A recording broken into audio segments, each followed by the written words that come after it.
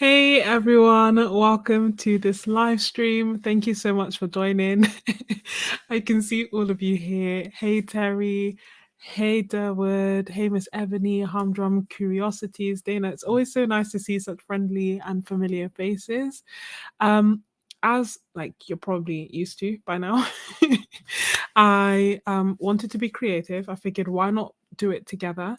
I don't like completely, totally, and utterly know what it is that I want to create. So I've got all my art supplies in front of me, and I figured we would just chat and see what happens.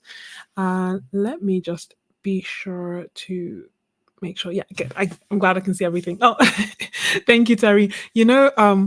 So I put on makeup because I had to record a video, and I'm just trying to make. I also thought like, oh, it'd be a shame to just like not go live or not because the video isn't for YouTube.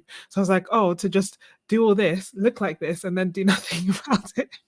So yeah, every time that I have makeup on, I try to make the most of it and either like record a YouTube video or take, I don't know, professional, like, not professional, but as in like any headshot videos I need or passport photos or things like that. I do that now.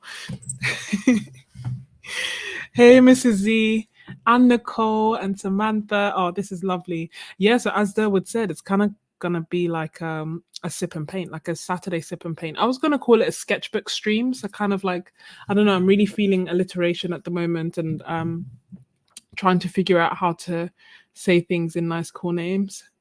Hey Shelley and Angela Marie. Oh, it's so nice. So how about we start like this?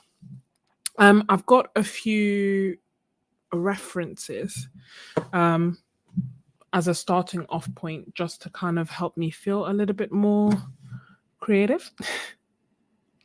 And oh, that's a very good point, Dawid. I don't think I'd be able to do it in this live stream, but maybe in a future one. Because Durwood sent us some really beautiful reference photos. And in fact, like our Discord on my art membership is full of reference photos. It's just that for StreamYard, I have to move them to Canva and then save it as a PDF and then upload it onto StreamYard. So we'll see, maybe towards the end. Oh, good. Having an art day today is perfect. I'm glad, Sylvia. And thank you so much for your kind message. I read it. I saw it right before the stream. Oh, thank you, Carolyn. I'm so glad that you found me. And you'll see that we have a really, really awesome community. Thank you, Terry. And hey, Temple. And I guess also hi to anyone watching like on the replay. Let me know if you're watching on the replay by leaving a comment. I always feel like, feel free to be involved in the conversation. I really don't mind continuing the conversations that we have during the lives, after the lives in the comments.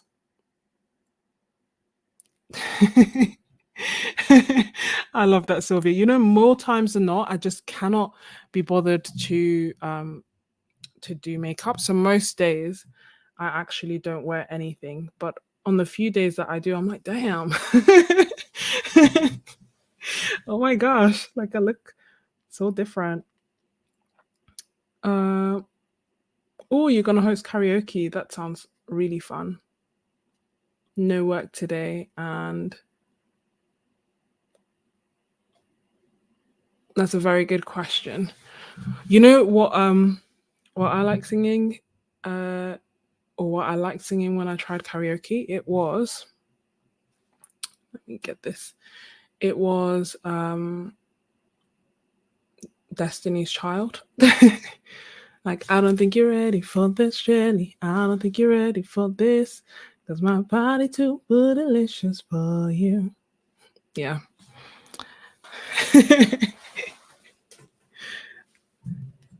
Okay, so I've got my Strathmore Mixed Media sketchbook. I every time that I show this, I feel like I have to add the addendum of the fact that this is not a sketchbook that this is probably not a sketchbook that I'm going to get again. When I bought it, I bought a number of them, so you will probably see more on the channel because I have to finish them. But As in, like, I think I bought a mixed media one, I bought a watercolor one, I bought a big one, a small one, a landscape one, a portrait one. Like, I really went, I really went wild when buying it, and I feel like that's one thing that I keep thinking about, though I haven't recorded it yet. The video that I want to make of, like, if I knew then what I know now, what I would do differently. And one of the things that I would do differently is try things out. um Try things out before buying in bulk. I think a lot of the time when I was starting off, I would, based on the recommendation, based on the recommendation of artists that I would see online, I would buy, like, I would buy in bulk. So, I bought like three Arteza sketchbooks and this sketchbook and that sketchbook and, these paints and that paint. But I think there's something to be said about trying things out yourself before you make such an investment. Oh, I'm looking for where I've put my tape. Yeah, I think there's something to be said about actually trying something out yourself first, because we all like different things, basically.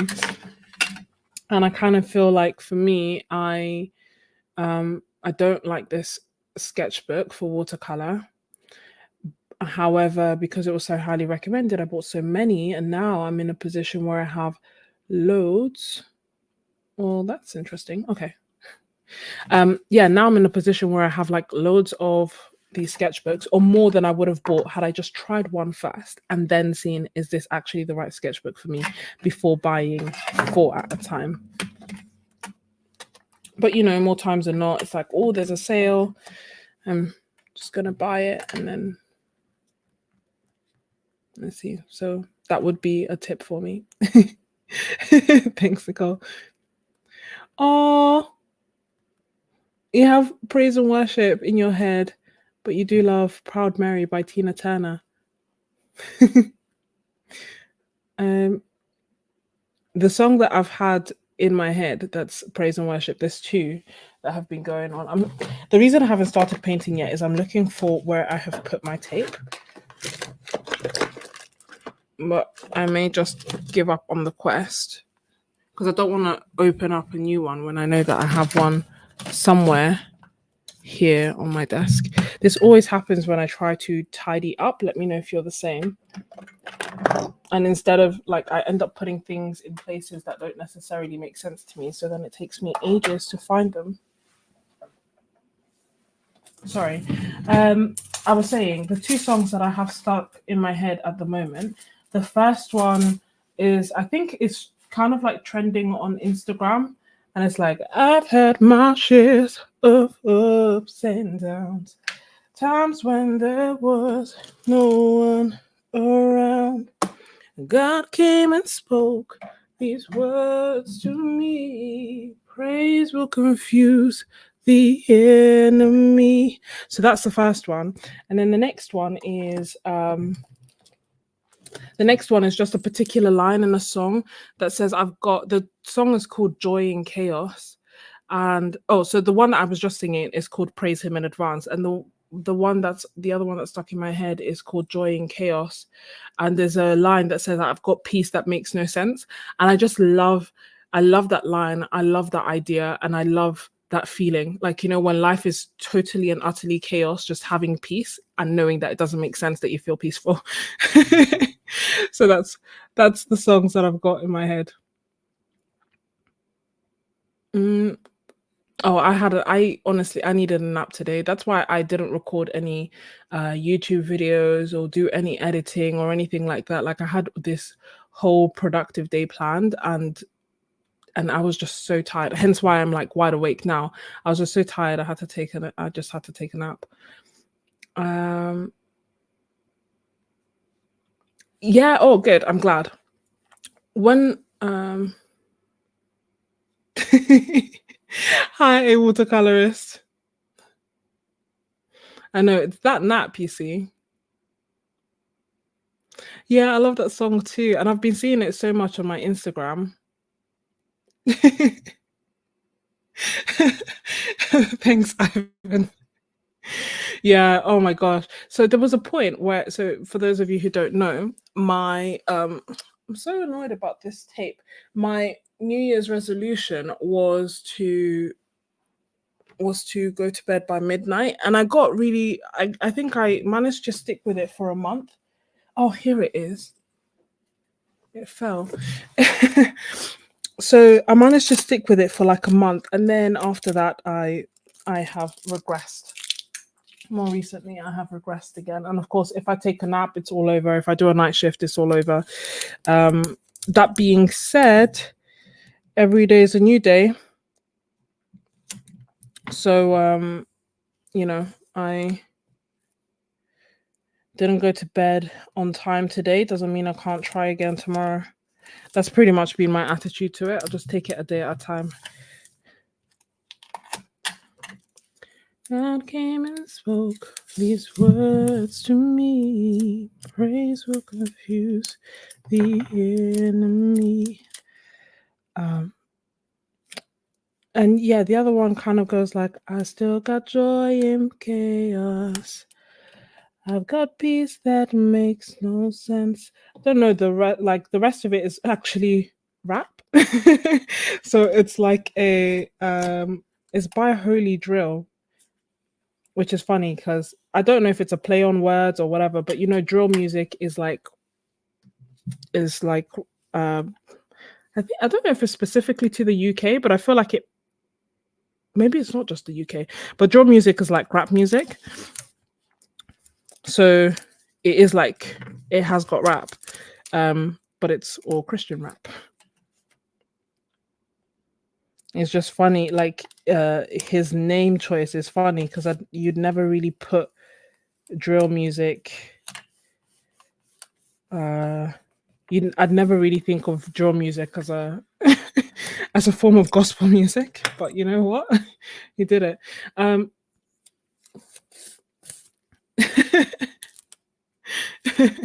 Thank you, Pre-Raphaelite. Hey, so this sketchbook is the Strathmore 500 mixed media series. It's got 100% cotton watercolor paper. It is, I would probably say that it's hot press. Like before I was trying to figure out, is it just really, really, really light cold press? But I actually feel like it's closest to hot press over hot press, closest to hot press, so closer to smooth than textured cold press paper. The reason that I think I've been it's bittersweet, or it's not straightforward. So I feel like it hasn't been my go-to sketchbook. I haven't really enjoyed the sketchbook because I don't really like the way that watercolor sits on it and dries on it. I kind of feel like I get harsher edges, I get less blending, and the paint kind of sits on the paper for longer than I am accustomed to and longer than I like. That being said, I have created a lot of pieces in here that I really, really like. And this, I think, is one of the sketchbooks that I've gone through the fastest. So I always kind of mention like, look, I'm not buying this sketchbook again because I'm always kind of scared that people will see me using it and be like, oh my gosh, she really likes it, and then think that I'm endorsing it by using it. But what I am endorsing is using what you have, as opposed to using this sketchbook per se.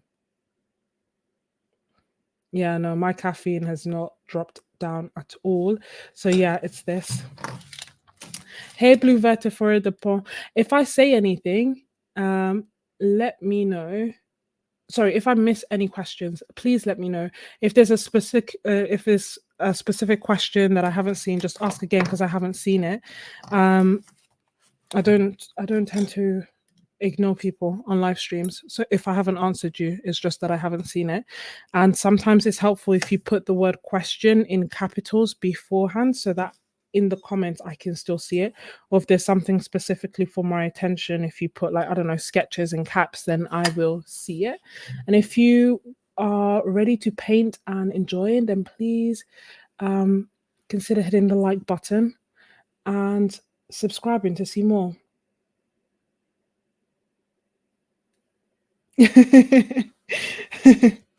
Hi to everyone who's joined indeed.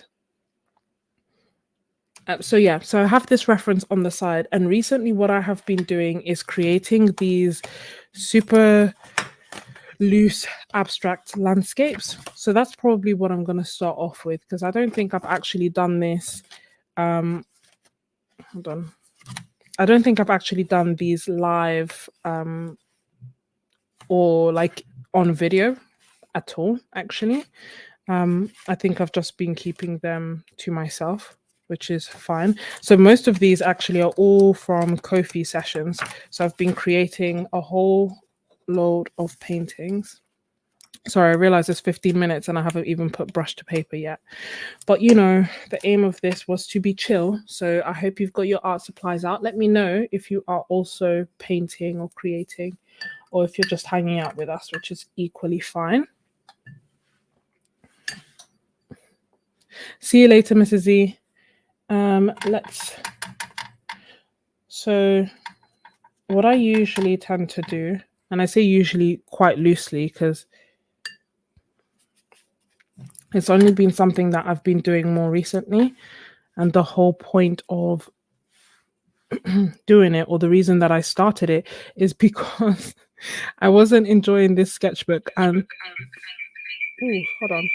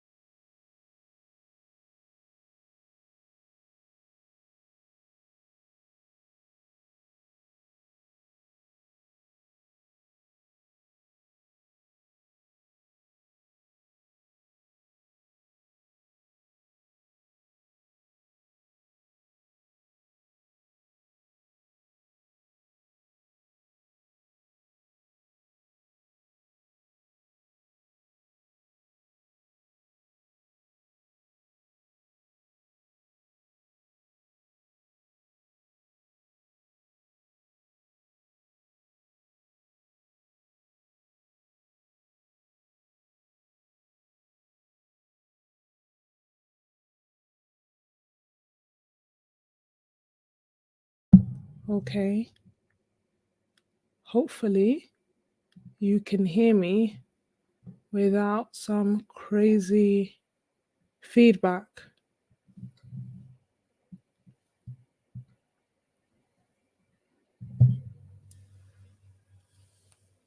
How's it looking? Okay. Sorry about that. I don't know why my headphones all of a sudden randomly gave up. Nonetheless, we proceed.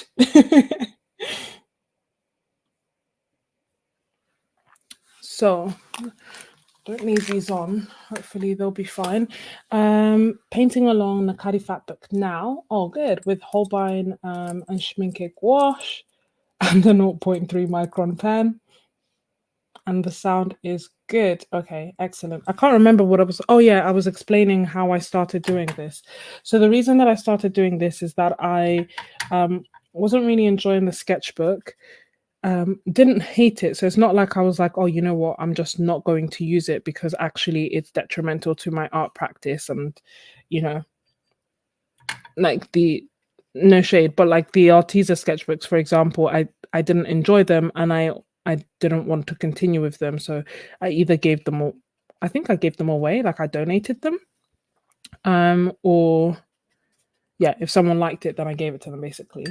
So it wasn't like that where it's like, oh my gosh, this is dreadful. But I don't know if you can see how like it's pooling and how it's drying in. It's just not really handling that much like water that well, and it's drying in funny ways. And it's not because it's thin, because it's not actually thin. It's just the way it seems to be handling the watercolor. That being said, as I was saying earlier, one of the things, you know, in my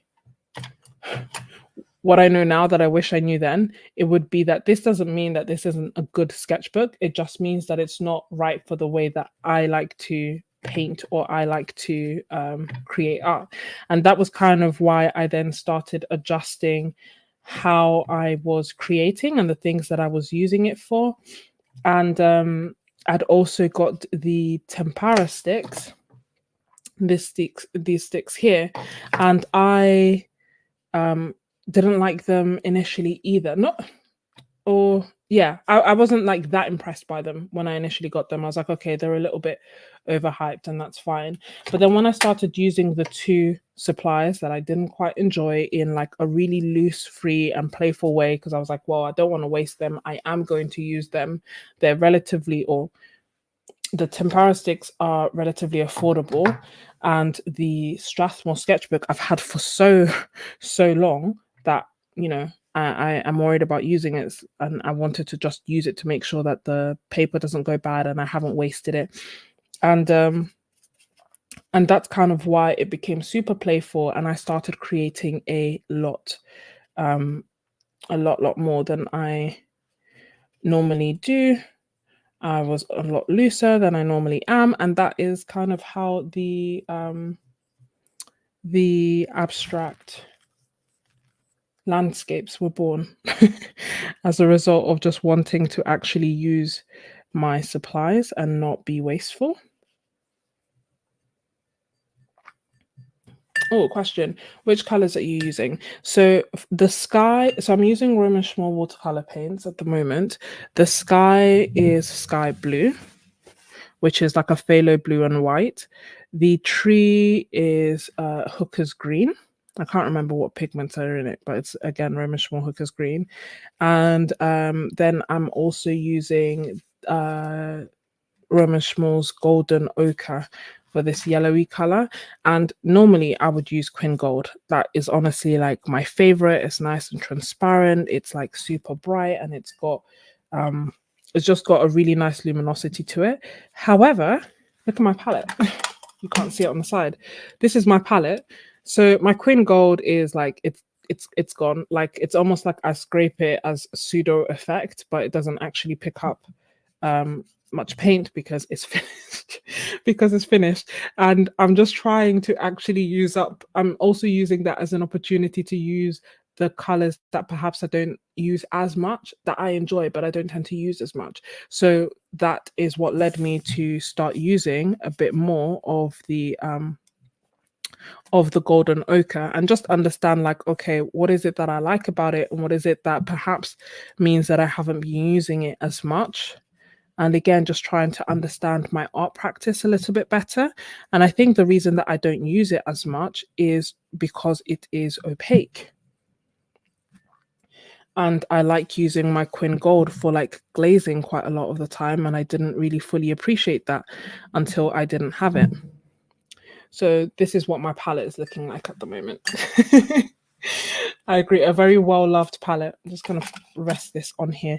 So this is normally how I start, and then I normally dry it and go back and do layers over the top. Let me see.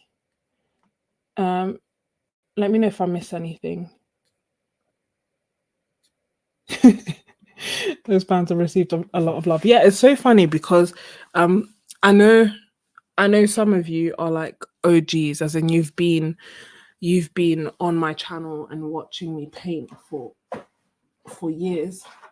Others, I think, are a bit more recent, so you may not have seen or been privy to. Hold on, I'm trying to get my gouache. Kind of wondering if I should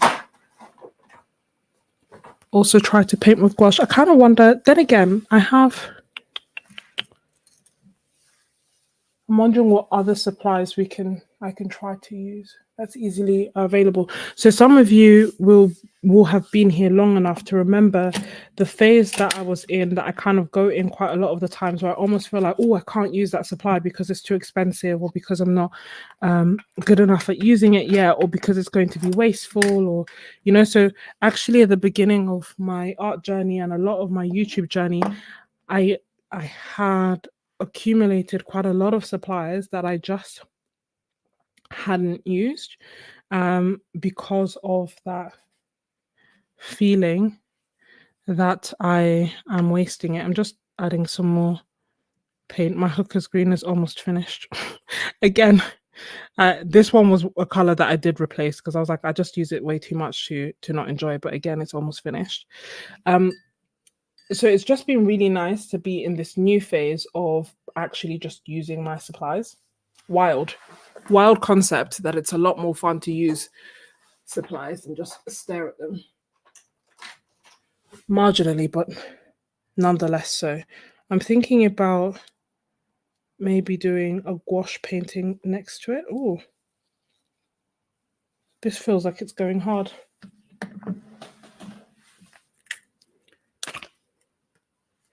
So this is my gouache palette.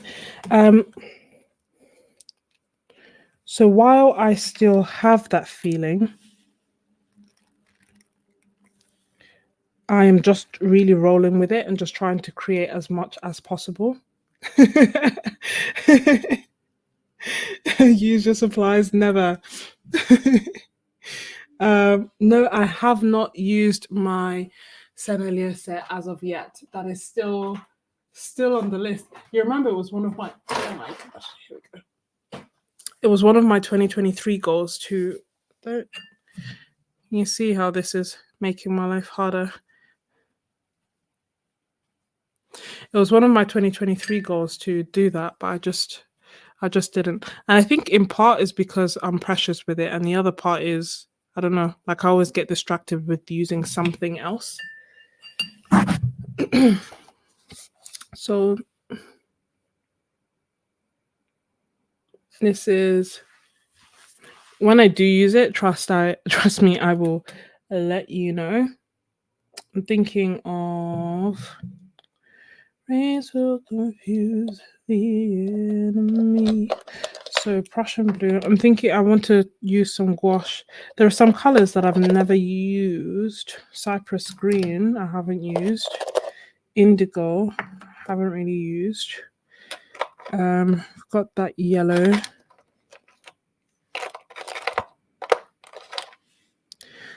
Where is white? That is what I need. Permanent white. Confuse the enemy. So I started singing. Yellow ochre. Okay, I'm just gonna put that to the side. Last time I did that, I dropped them all, which was a bit of a pain, but hopefully this time I'll be better.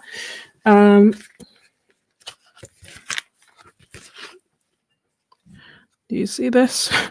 Still fighting with that painting, but I normally I would just dry it, but the other color that's that I think I forgot to mention, sorry, is the core Indanthrone blue. That's the blue that I'm using to like make my greens a bit darker.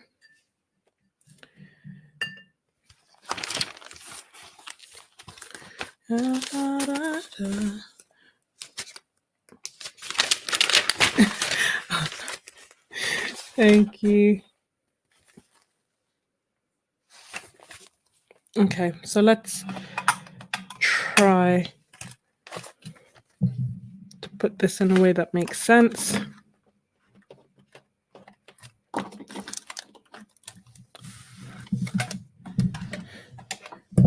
So many supplies, so little space.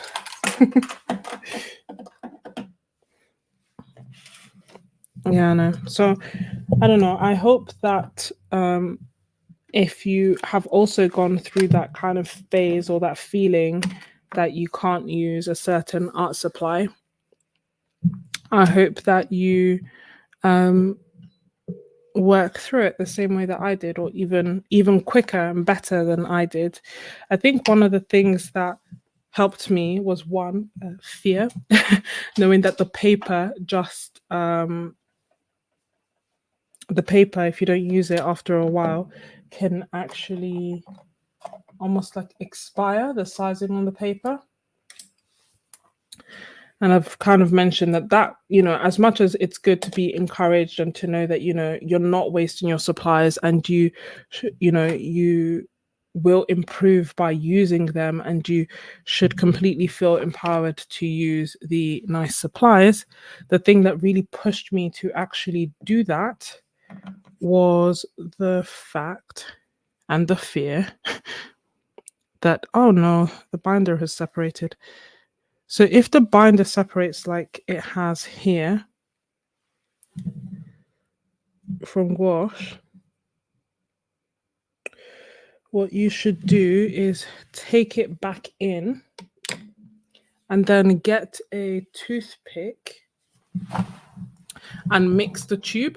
What you shouldn't do, what feels tempting to do, and that is to expel all that liquid and then just use the paint, because that will eventually lead to your paint going hard inside the tube, because that binder is needed there to mix the pigment.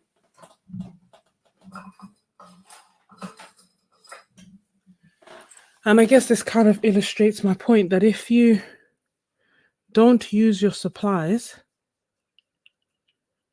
eventually they will go bad. So they're going to go one way or another. It may as well be during the process and the enjoyment of you using the art supplies and actually creating art, as opposed to just being on a shelf. And believe me when I say, I know it's easier said than done. Okay, so now when you mix it, hopefully it should be better. I haven't had that happen before. They don't normally do that. That being said, it's been a while since I've used them from the tubes, because usually I leave them in my Stay Wet palette.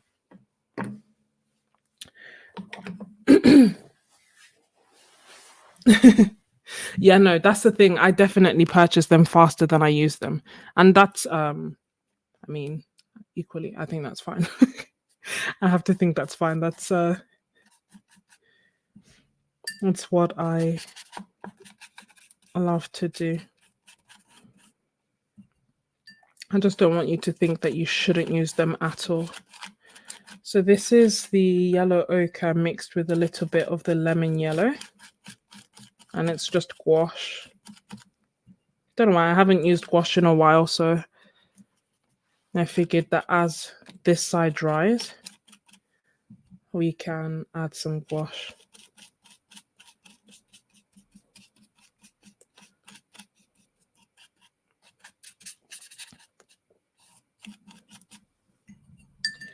This is holding gouache, okay?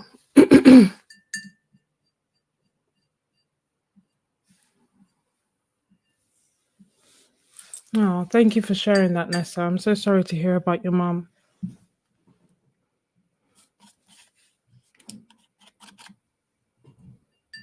I know you're right, it's a candid reminder for us all.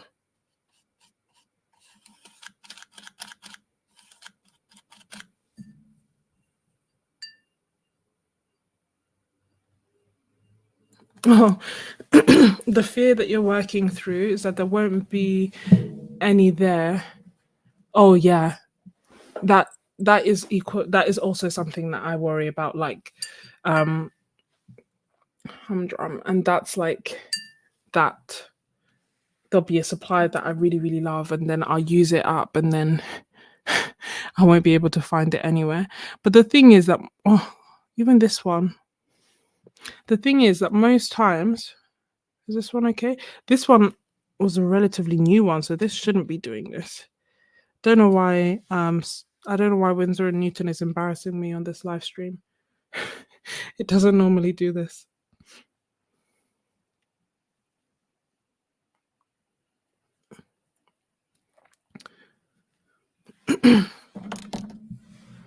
um, but more times than not, when things are going to go out of stock or be, be discontinued, there's notice. We know it. You know, they give warnings, they do sales, they do all those kind of things, and then at that point you can buy it. It's quite rare that it just all of a sudden disappears. And I say this knowing fully well that, like, when they told us that, oh, Quinn Gold, PO48, sorry, yeah, PO48 and Quinn Gold were going, I immediately, immediately rushed out and bought them because I was like, yeah, there's no way I'm going without this pigment. And then the other day I was thinking, oh my gosh, I have 2 years supply worth of the pigment, but is that enough? Like, am I only going to be painting for 2 years? Should I get a lifetime supply? So yeah, I get it. It can be hard to balance. Oh, you found the brushes.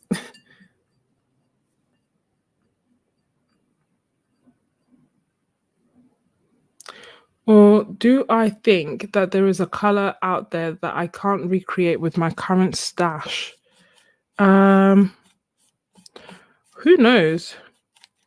Who knows? I don't know if my stash would be the, like, my art supplies would be the limiting factor, or my skill and understanding of color mixing would be the limiting factor. But I think that one of the other things is, just because I can mix it doesn't mean I'd want to mix it. So I think, for example, um, I don't know, could I mix Quinn Gold without a PY150? No, but I guess PY150 is still there.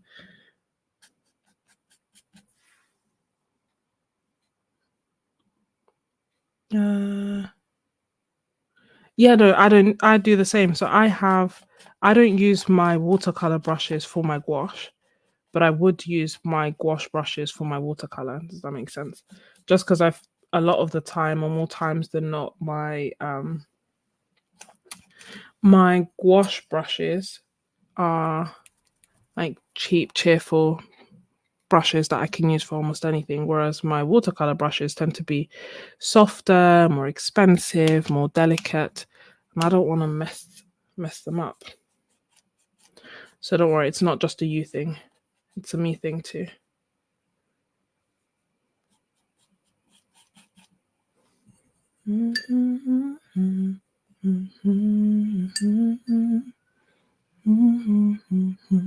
I agree, Nessa. Making paints is a fun hobby. I haven't had the opportunity to do it much recently. Even today, like I said, I was thinking, like, okay, I should be productive in one form or the other. If I can't make a video, then I should make paint or make a sketchbook or something. But I was just so tired. I flat out fell asleep. I'm just gonna add some white.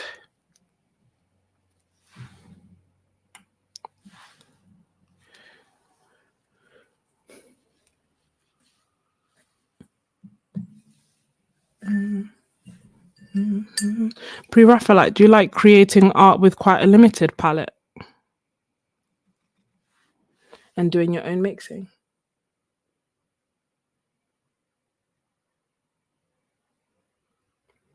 Oh,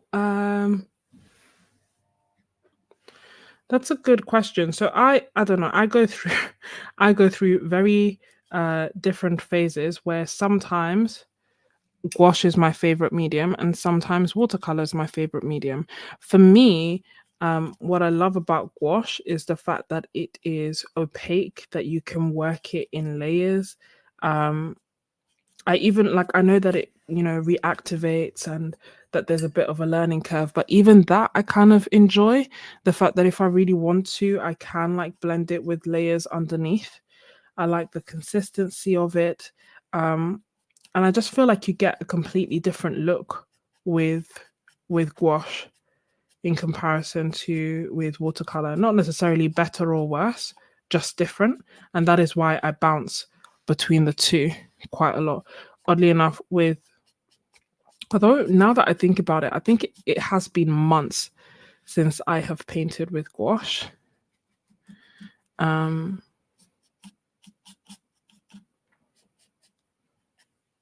Yeah, so, but I do think it's a like everything, a personal preference thing. But I think that's why it feels different. You can work in multiple layers, it can be opaque, and the effect of it is just different. And it's nice, it's creamy. And I also kind of feel like I have more control with gouache. It's usually a bit more predictable what is going to happen. I can be tighter with gouache.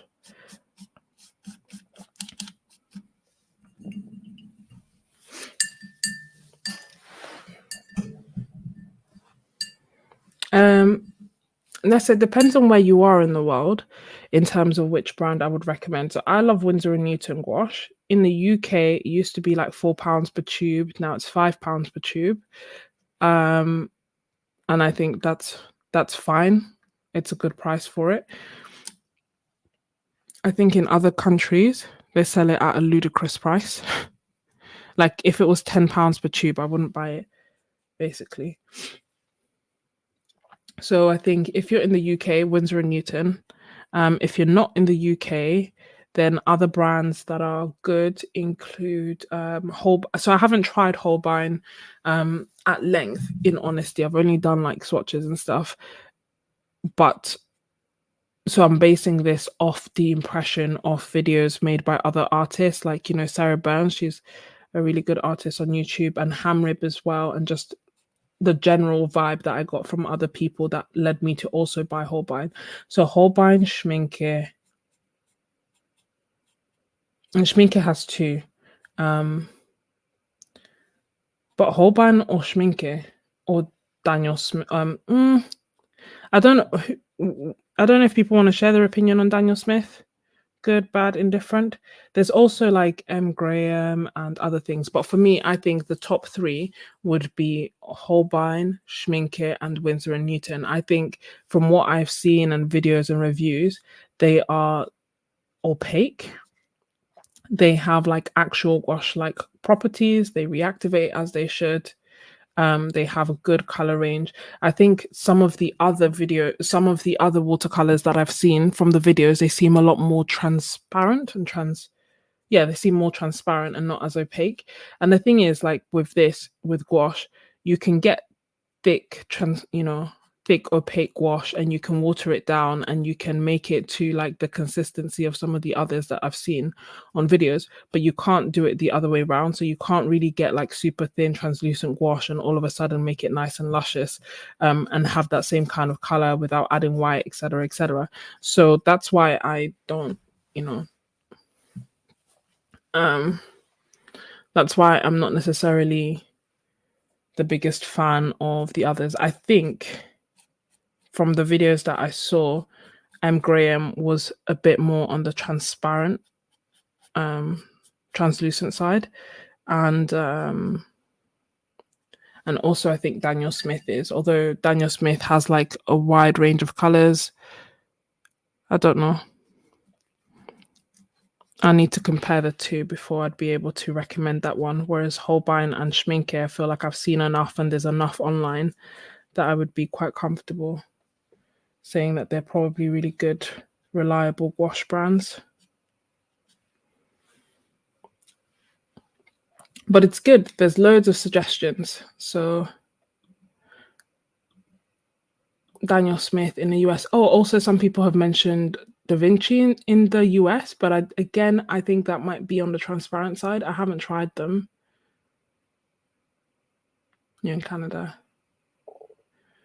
So then from in Canada, I guess Daniel Smith and Holbein and Schminke.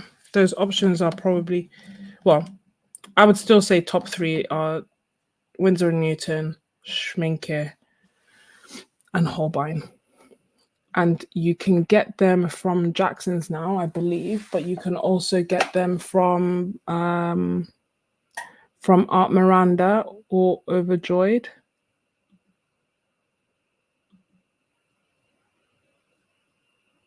Okay, we literally said the same. I'm not a fan of the Caran Dash squash. I think I've seen them make pan gouache, and I didn't like them in the video. I'm not a fan of them. I think, yeah. I know there's another brand like the Royal Talon squash also gets recommended. Again, I don't think I'm a fan of that, having seen videos. So I personally, if I had to pick, and I don't know if anyone like has a strong opinion, but I personally wouldn't get the Caran Dash one. I would just divert your money towards getting a different brand.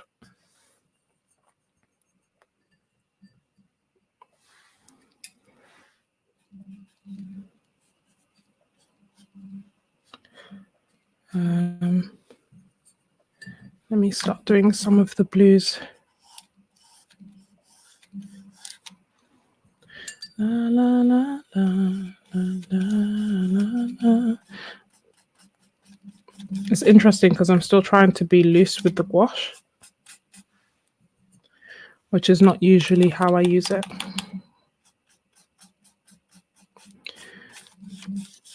But this has been an experimental sketchbook thus far, so why stop now, you know?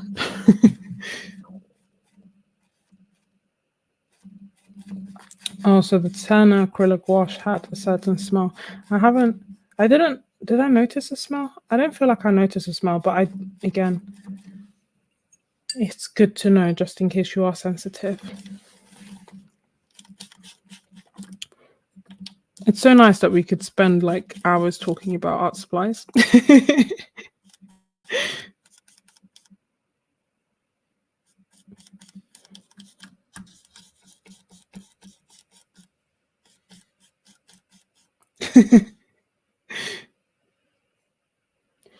Yeah, Dana's really, really good at gouache, so like incredible.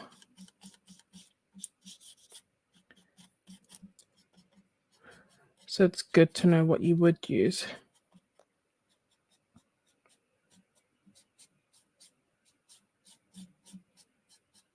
La la la la la la la la la la la. Da, da, da, da. So I started singing.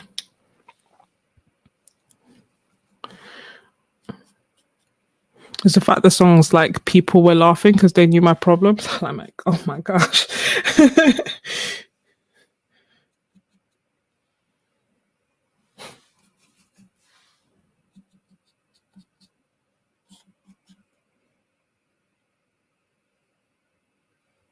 Yeah, it also fascinates me.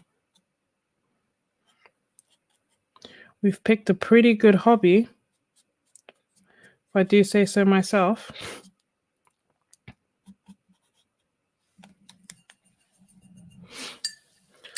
Okay, so we have two. What would be great is if I want this Prussian blue. Our love-hate relationship continues. Honestly, zero lies told. I'm just massaging the tube so that the binder mixes in with everything.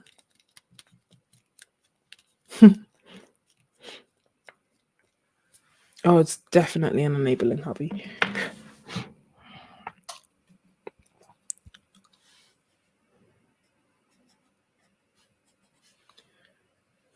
But I think it's so fun. Like, I do think we have the most fun on YouTube as well. Don't know if people know what they're missing out on, you know?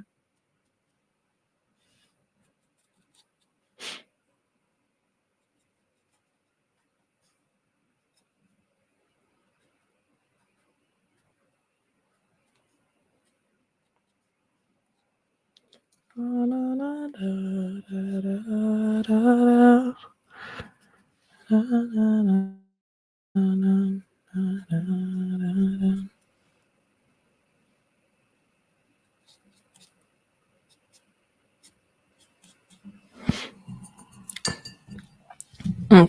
let's kind of see. Let's go back to the other one, and I'll show you how I have been making these abstract landscapes.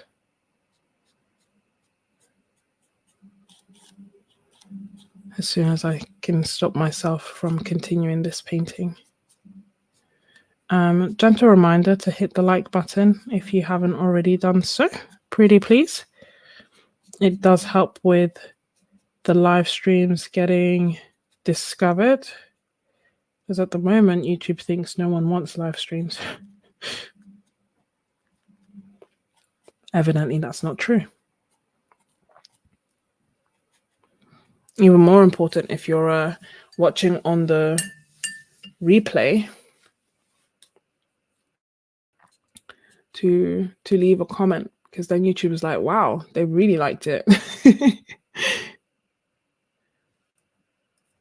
I'm just making, hold on, my computer's just going a little bit funny.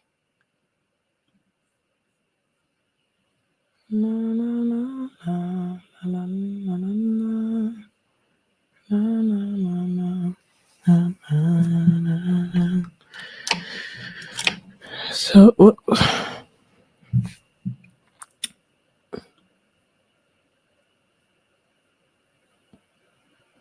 is anyone else also painting or drawing? I'm good either way. Uh-oh, what's going on?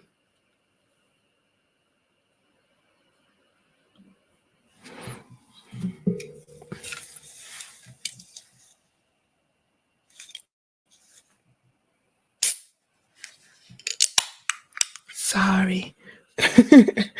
I'm thirsty.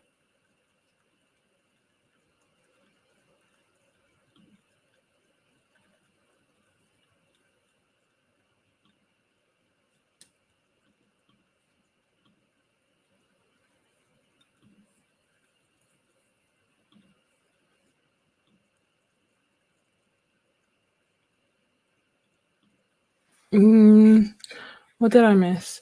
I know another artist is having better luck with vertical streams versus horizontal streams, as in like doing them as if they were on Instagram.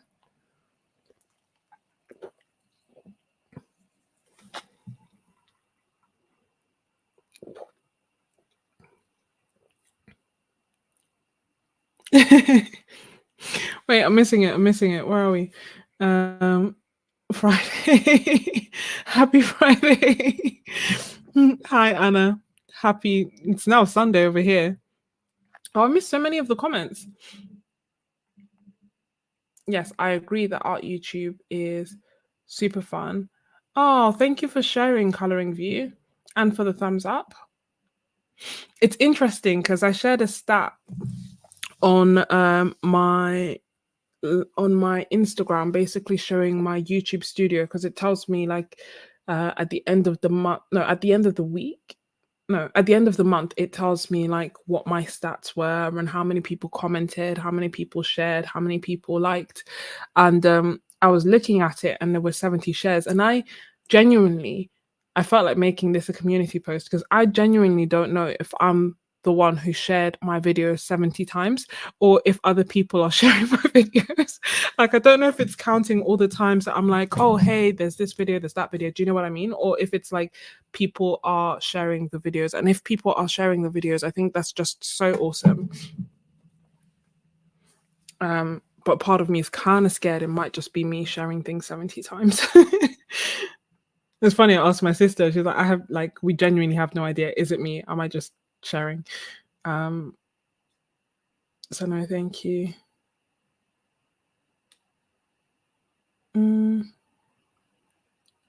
Dancing Queen.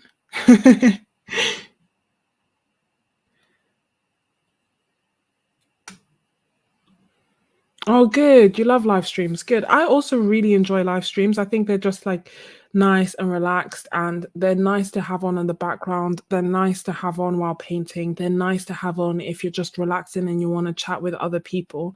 And irrespective of what's going on in the live stream, like they're nice, of course, if the artist is also like creating art and stuff. But I think irrespective of that, I just enjoy them. Like even if someone is just chatting, I enjoy someone chatting. And I think perhaps I feel that even more because I live alone. So it's like, it feels like I get to connect with people who also love what I love. So it's an absolute win-win, which is a lot of is part of the reason why we do these live streams at the most random of times, because it's almost like when I have those little glimpses of those little bits of time where I can paint in my head, I'm like, well, I could paint alone, and sometimes I do, and sometimes that's what I want, but other times it's like, oh, I could paint with you.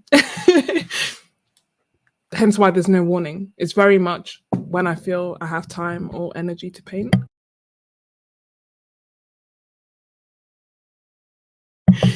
Art knows no calendar. I love it. Um, yeah, I mean, I'm open to trying things. I think I'm open to whatever people prefer and whatever works. I haven't, although, could I do vertical? Like, it'd have to be on my phone, I guess.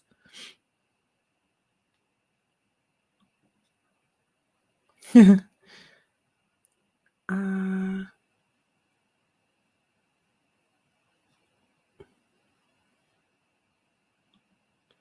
I'm catching up. I don't know how I fell so far behind, but by all means, please um keep the comments coming. Don't drink the paint water. Thankfully, thank God, that has never happened to me. I've come like a few times, like picking up the cup, but never drank it.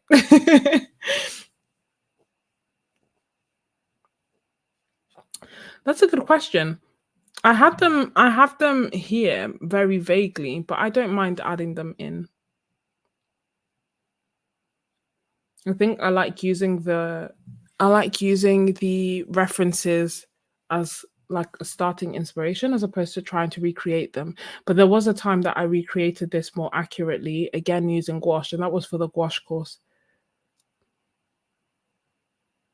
Oh, you have been sharing. Thank you. No, I agree. I think maybe it's that, like, getting to paint and talk to you is just so much better than just painting alone at 1 a.m. Like, do you know what I mean?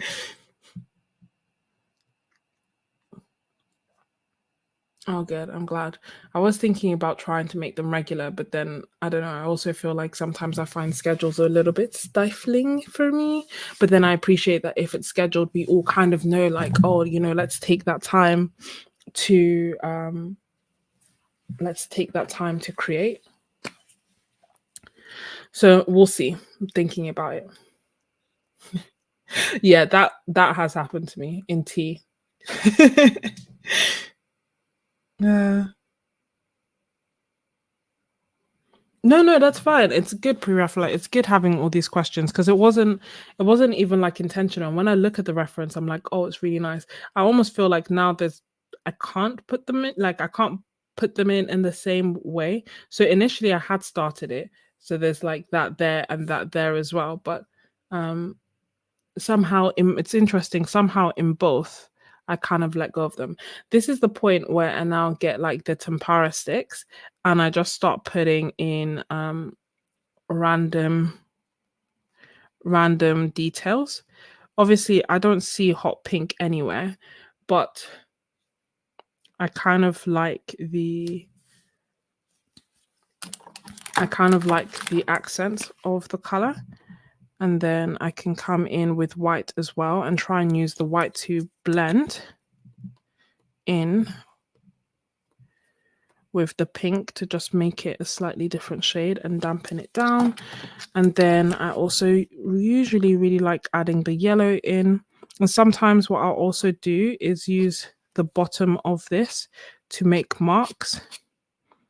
And what that does is you have to do it while it's wet, and it does dry quick. But what that does that's nice is then I can see the color underneath poking through, so it just adds a bit of texture and a little bit of a fun pattern.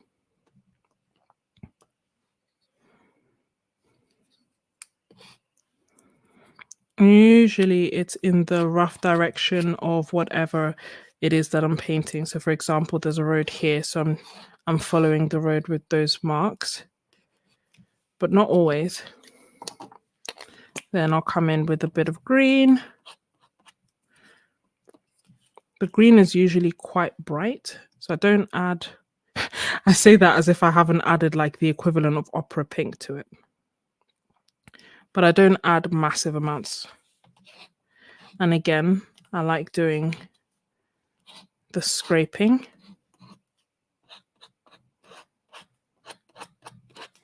And then I also like, I can't see, oh yeah, here it is. So I also like using the blues for the contrast and mixing it with the with the pink, just having it like on the edge of the pink, I think is just really nice. There is no true method to this process for me anyway.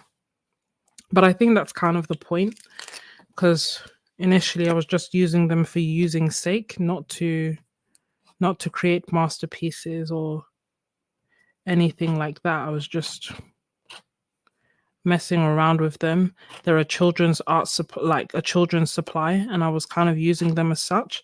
And then I kind of really liked the playful nature of the resulting artwork.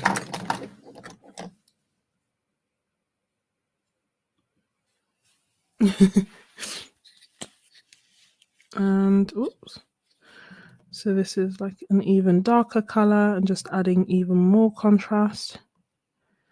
La, la, la, la, la, la.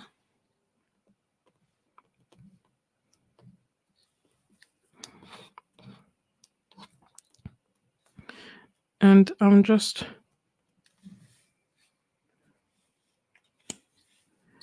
and you'll note that I'm not really looking at the reference at this point. Just more so interested in playing. And then every so often I will look at the reference and see if there's something that I can bring in that I would enjoy.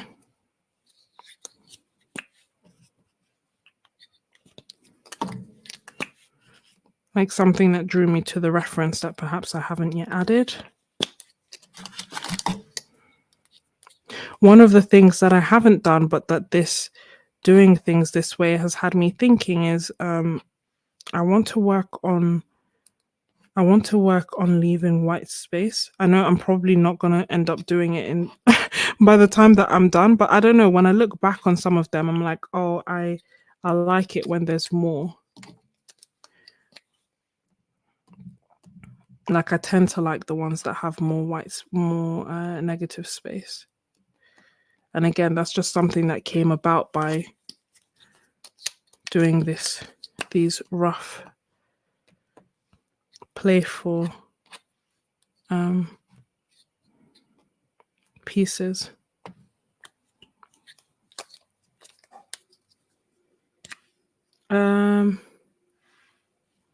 Hey, Johnny's Ma, welcome.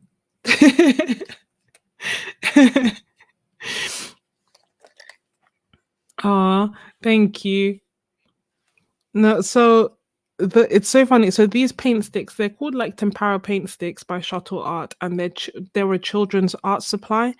And when I got them initially, I was like, oh gosh. So I made a post about it on my Ko-fi.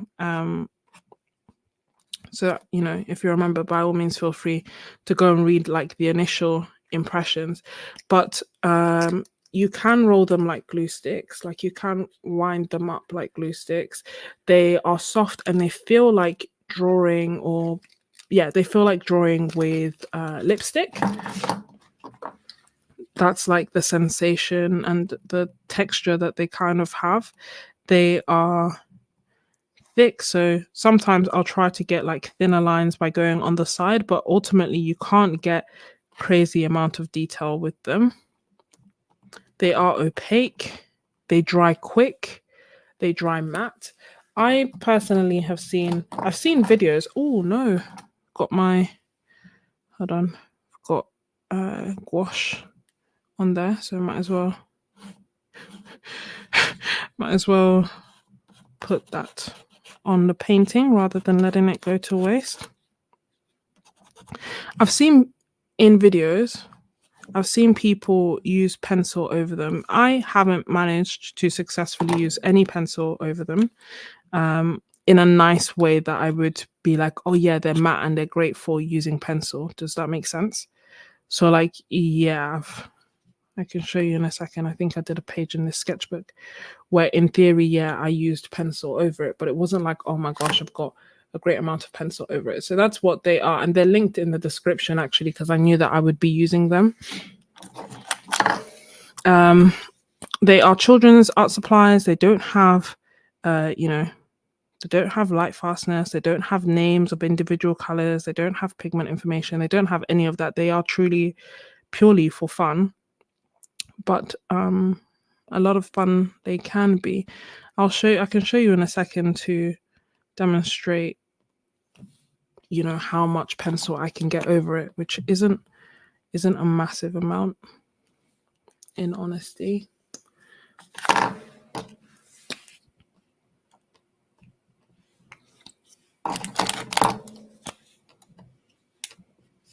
And but yeah, I don't know why. I've just had a lot of fun using them. And I think, I don't know, maybe it's in part, yes, they're a fun supply, but I think also the attitude with which I approach this of like, oh, they're fine, they're cheap, they're children's art supply, just use it when I don't have time, use it when I want to create something quick, use it and be, like super loose and not, just put marks on the paper. The same way that, when I was creating the abstract grids, that same kind of just be free with it and do what you can in the time that you have attitude, I think I really enjoy. And that is why, as a result, I started creating a lot more.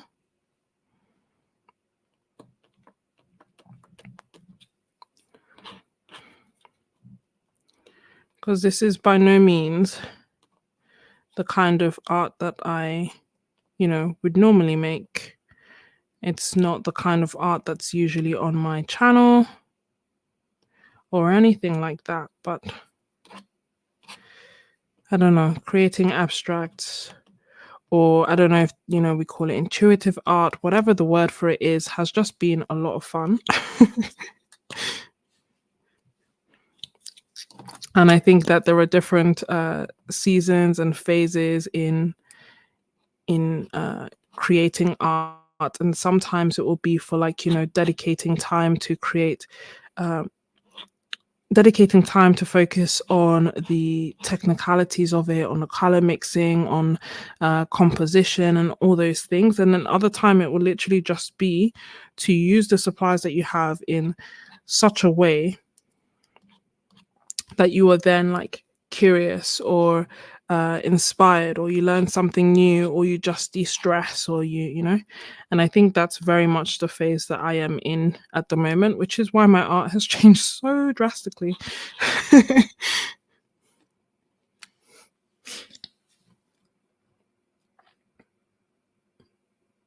Yeah, that's literally what I do all the time, and you will see it happening now.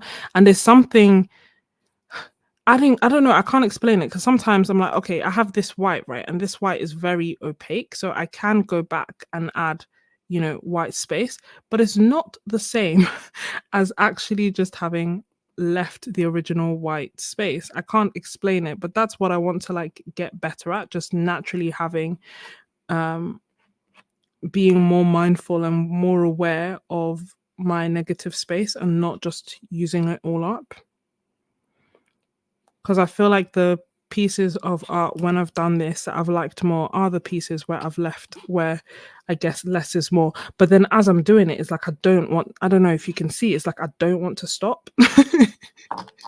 So just keep going and adding more and more.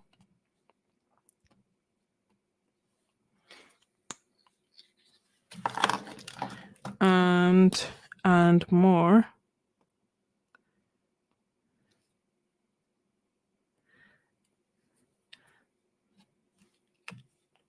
and more. Um, oh, good night, a watercolorist. um, Oh, so these are the tempura ones. I haven't got the gelatos, you know. I'm tempted by them. I want to try them, but the reason that I haven't got them is that the ones that I want are the ones that are discontinued. I would want to try the just adding some of that blue that I picked up before. I'd want to try the translucent set, which is discontinued, and I've only managed. Oh my gosh, the number. What is going on with me? I just keep dropping it in my paint. So it's discontinued. I've only managed to find it in one place, and they're selling it for 4 times the price. And I was looking at it today, in fact, because I was like, oh, you know, I've enjoyed the tempura stick so much that perhaps I will also enjoy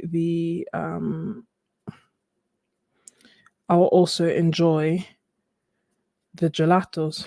However, I don't know. I almost wonder if I pay 4 times the price for it, will I even use it? Do you know what I mean? Like, if I'm getting a supply that I know is discontinued, that I had to pay 4 times the price for, that I'm never going to, am I actually going to enjoy it? Am I going to use it with the same fun freedom that I'm using this? And I think the answer is no, which is why, well, also that, and it being the four times the price is what stopped me from buying it. So they don't really blend. Also, I'm not like, I don't like using my finger to like blend stuff anyway. So it's not really something that I do. But I didn't find them to be like super blendable with each other or with other mediums. But they are fun. They are opaque. I almost want to, especially the white. The white is really, really good. And they have a number of sets. I'm just adding gouache because, I mean, why not? This is obviously now completely and utterly a mixed media piece.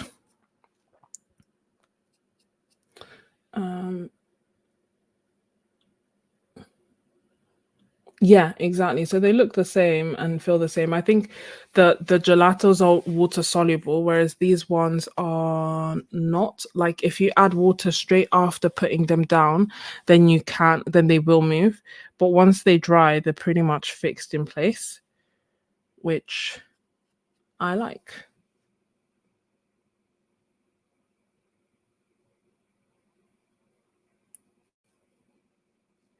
Think pre-Raphaelite. You know what's so funny that you said that?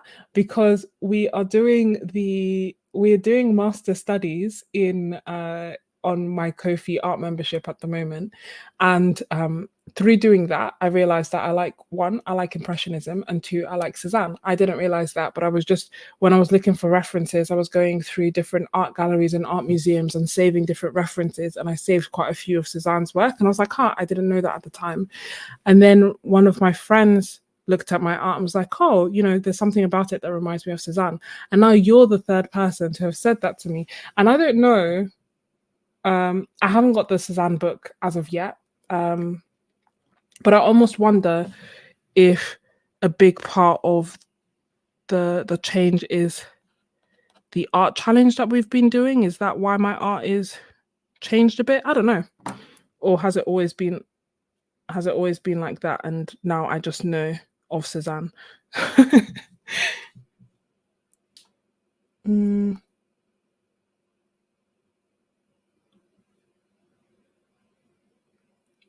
Ooh,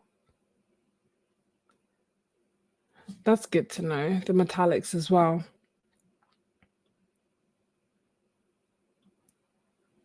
Yeah, I think that's why I enjoy it, because it's less so about the results and more so about like truly enjoying the process of being here, chatting with you, and putting down marks and having a good time. Don't get me wrong, you know, if this ends up looking like a masterpiece, I will be very happy.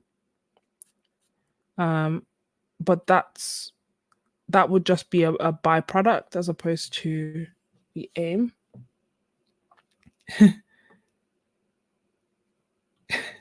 Thank you so much, Johnny, wanting to see how I use them. Yeah, so that's pretty much like what I do. Yes, I've saw it's so funny because I didn't know Omar had these, and today YouTube recommended me her video because it's almost like YouTube knows everything. YouTube recommended me her video of her using them for a few months ago. So she does like smudge her like use her finger to smudge them, and she did use pencil over them. I just don't know how. Like I haven't been able to really, not in an easy way anyway. It's always interesting because I get to look at the camera to see how things are, and then also just adding some white gouache. I think I will go over this area and make it a little bit lighter, and that's kind of based on what I'm seeing off the camera. It's interesting because the camera doesn't pick up all the colors, but still it's good at showing me it's good at showing me the contrast.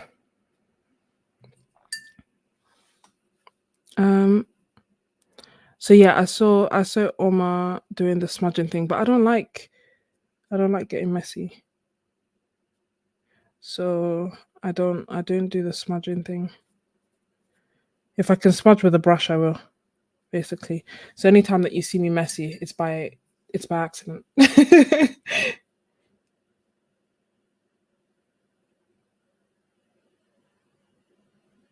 I'm so sorry to hear that, Samantha.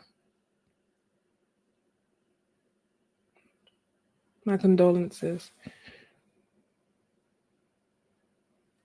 And I'm just checking to make sure I haven't missed anything.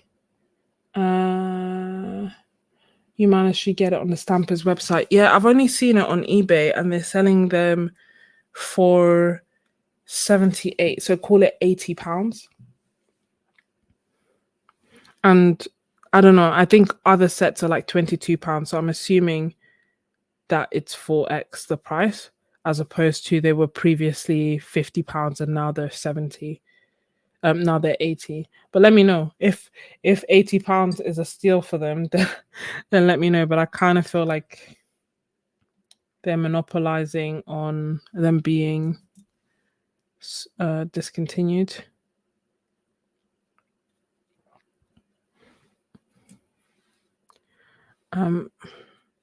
But yeah, that's why I haven't got the gelatos, because essentially I want the translucent set, and I can't pay £80 for them, so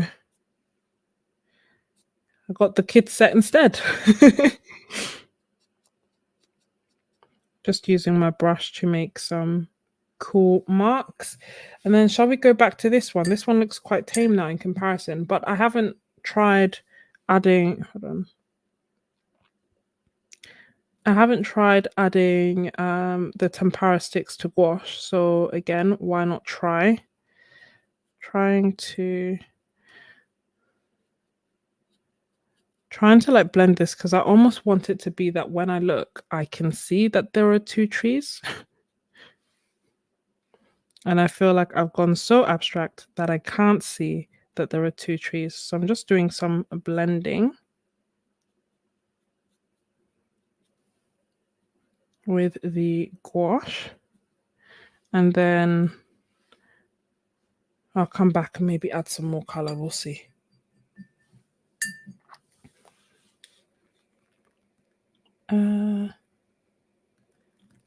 Earthy.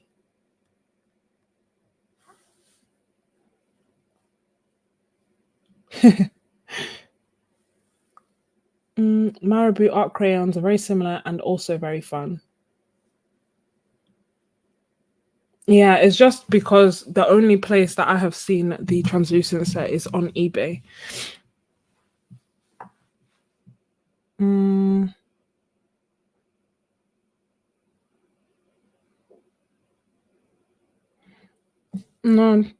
no, it's definitely been interesting to do the master studies and just go through different artists. I don't think it's snobbish to know art history. Equally, I don't think that you have to know art history to create art. But I do think it's helpful. £80 is too much. That's what I thought. I was like, I feel like they weren't selling it for this much before. And I don't know, I kind of thought, okay, well, it's discontinued, so maybe it would be twice the price or the actual RRP as opposed to like cheaper. But when I saw £80, I was like, oh gosh, it don't make sense. And I wouldn't use it, I don't think.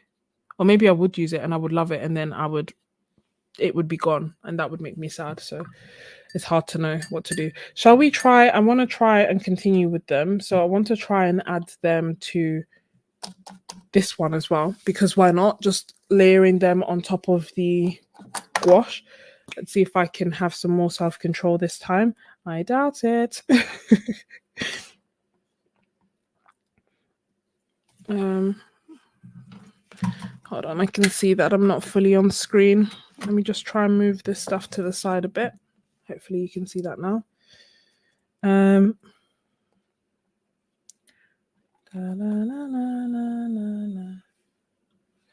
Thank you. If you find it for a reasonable price, I would be tempted. I would get it.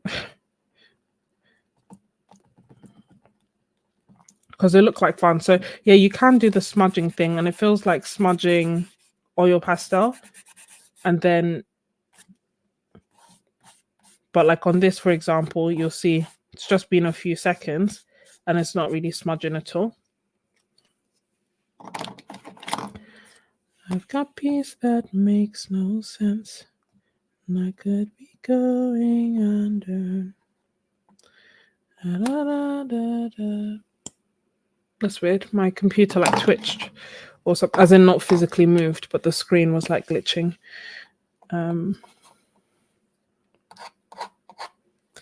So I could be going under.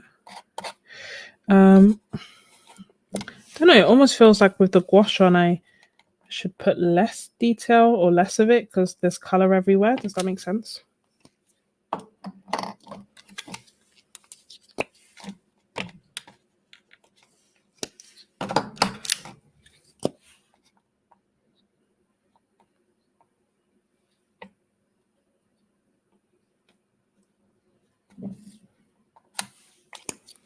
Going to add pink. I love this. Like, if I could buy this as open stock and just have the pink, I would be having an absolute field day. And I don't know why.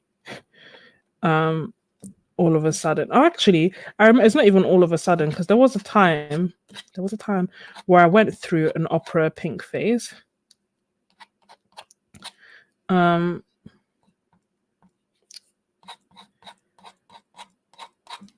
But I don't know. I guess I kind of got worried about light fastness and stuff, so it didn't last too long. But hey ho, we're back. And obviously, I think that because with these, I'm obviously, light fastness just isn't a thing, or I'm assuming it's just not a thing, and it's just art that I'm creating in a sketchbook and whatnot. I think that's why I've been more playful with the colors that I'm using, because I don't have to, or I'm not worried or thinking about light fastness in any way, shape, or form. Just gonna try and keep these on my lap so it stops going out of focus.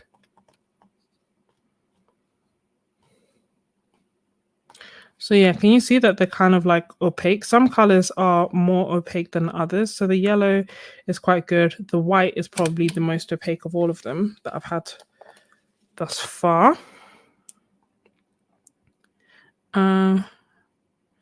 Let's add. Should we add the tree? Maybe I won't add the tree, actually. Maybe that's part of what was causing. Yeah, I won't add the tree. Just adding some white and some yellow and trying to blend them. But you can see how they don't like completely blend together. And if you do want them to blend, you just have to be very quick. I don't know. I feel like the whole thing encourages. Oh, That's very dark. Encourages a lot of play by the fact that you do have to be quicker, and the nibs are thick, so you do have to be looser and have looser marks. And I don't know, and maybe also because we know it's a child's art supply, it feels like more playful. That completely came off, so let me try that again. Normally I can get some nice marks as opposed to just wiping out the whole thing.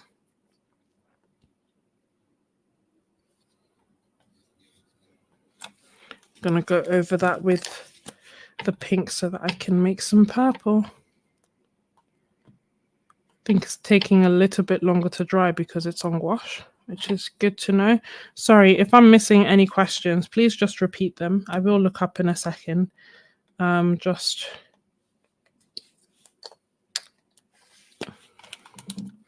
like I say, it feels like you have to be fast with this one. Fast and loose. Too fast. Fast and Furious is the song that was coming to mind. Dun dun dun dun dun dun dun dun dun dun dun dun.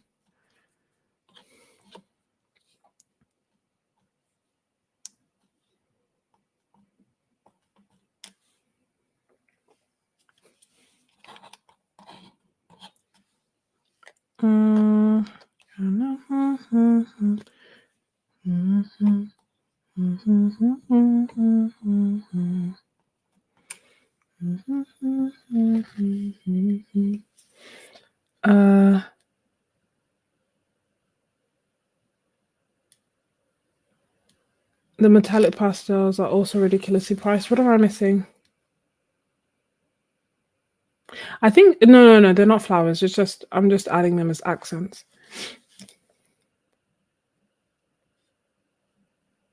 It'll be so interesting to know what paintings by Cézanne you're talking about in particular. Because yeah, you're the third person to mention it, and I've seen his artwork from us doing the master studies, but I can't see the link.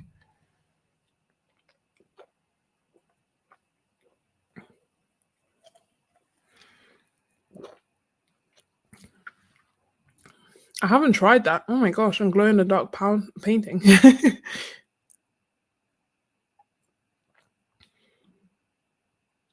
Enjoy dinner, Dana. Yeah, that's the thing. I think it's so fun sometimes to just try and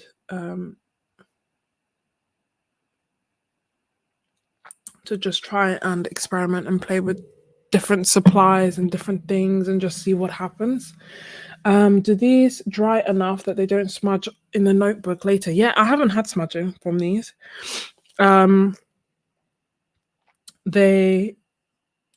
I haven't had smudging. Although I have added fixative to some, and that was when I went over it with Neocolor 2s, but the ones that I haven't fixed haven't had any issues.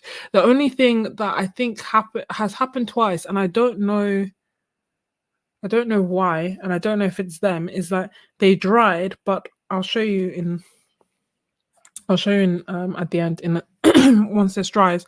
But there were two paintings where so say for example, I was painting on this page. Let me remove this. So say for example, I was painting on this page and I have a similar painting with all this on the other side, and me pressing down with the Neocolor 2 made an imprint on the other side, so they stuck together. So I've had that happen before with these, and it's odd because they feel dry, but that has only happened, and again, it's not that it imprinted, it's that they literally stuck together, which was quite annoying in that very specific spot that I was pressing down. So I don't know if I was just too rough, or if that's going to be an ongoing issue, but it hasn't happened since.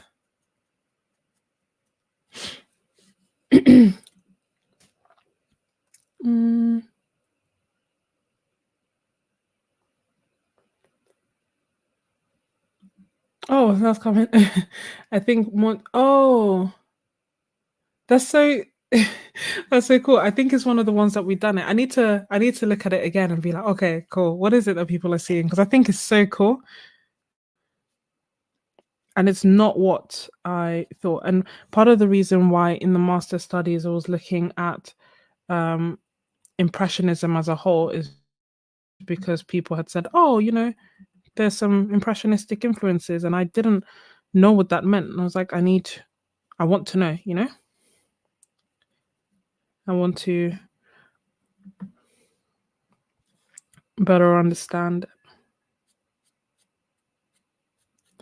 and see what people are seeing.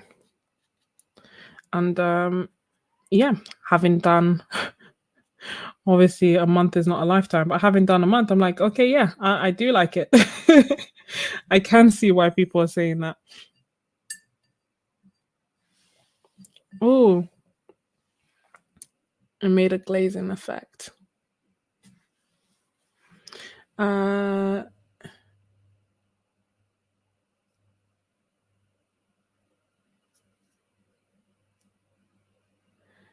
the suggestion is I'm reading your comment, Dawood, to get the gift set. If you can ever find the gelatos, it's a good deal per gelato and has a nice range of darks, metallics, and brights. Yeah, I'll look and see. I don't know why. Like, I think I just like the colors in the translucent sets per se. So I never actually checked any of the rest. So I was like, it's translucent or nothing. But given that that translucents are not looking like a possibility, I may start checking and looking for others. That's not the color that I want at all.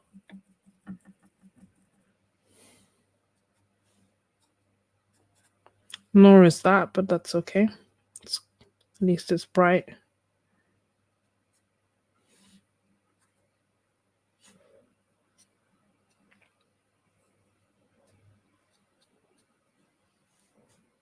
Might as well add it to this as well. La la la la la la la la la la la. I've got Fast and Furious in my head.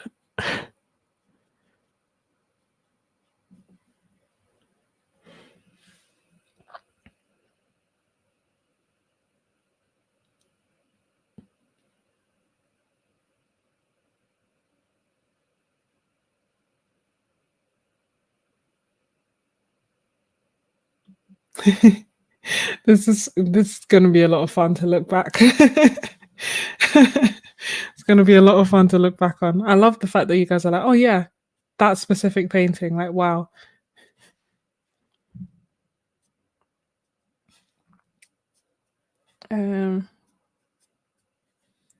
But yeah, and also it's interesting because when I was looking through, galleries and art upon art upon art, like different paintings to look for the references for our session, what really caught the artists that really caught my eye were uh, Cézanne, Matisse, Monet, and Van Gogh.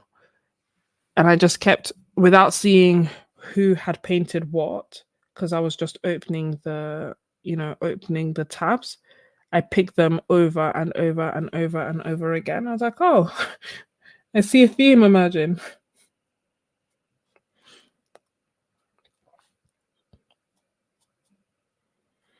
I can show you in a second some of the artwork that we did.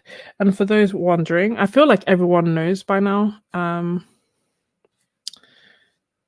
But my Ko-fi is an art membership. I'm thinking of calling it Sketches Studio instead of Ko-fi because I feel like it's less so about the Ko-fi and more so about the fact that we're creating together. So anyway, it's my art membership, and on there I share monthly art. Well, I share art challenges and videos and have a Discord server that's similar to like having a WhatsApp or like a group. I never know how to explain it, but it feels like a WhatsApp, but full of for my members basically. Oh, interesting. This is not fully laying on top.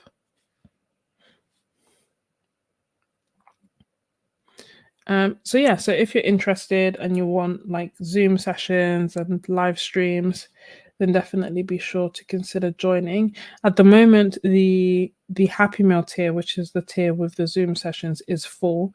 But every so often, I will try and do every month. I'll try and do like a live element for all members, whether it be a live stream or a Zoom. This feels very empty, so I'm gonna start adding some more blades of grass and things. Oh, hey, Sharmak. Ball by E.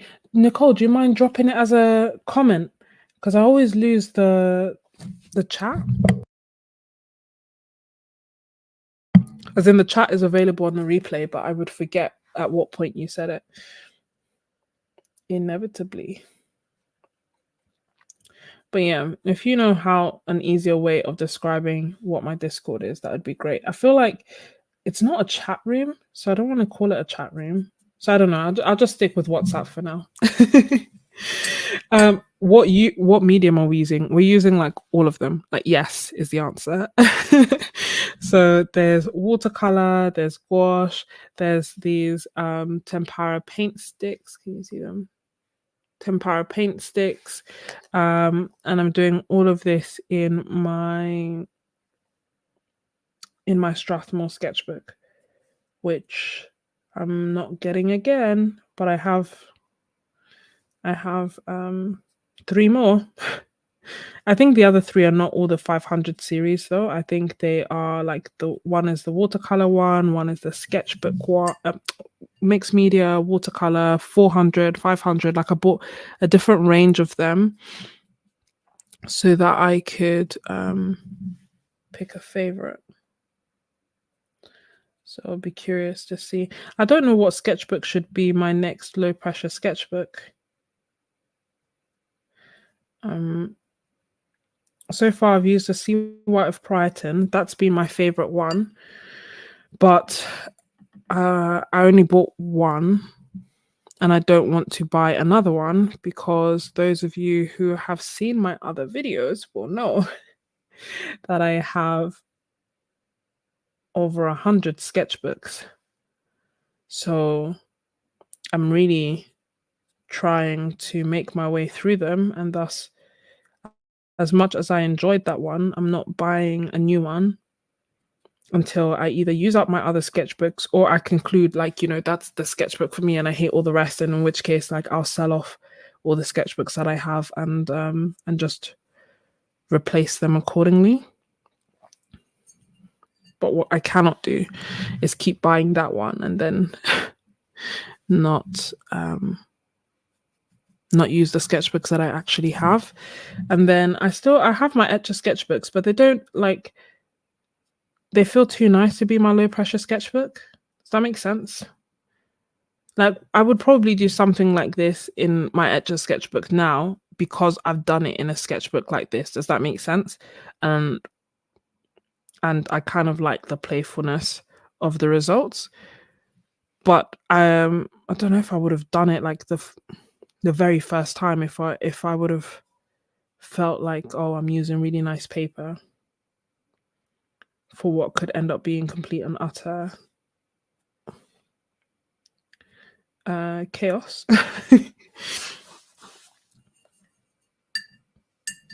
So let me see. The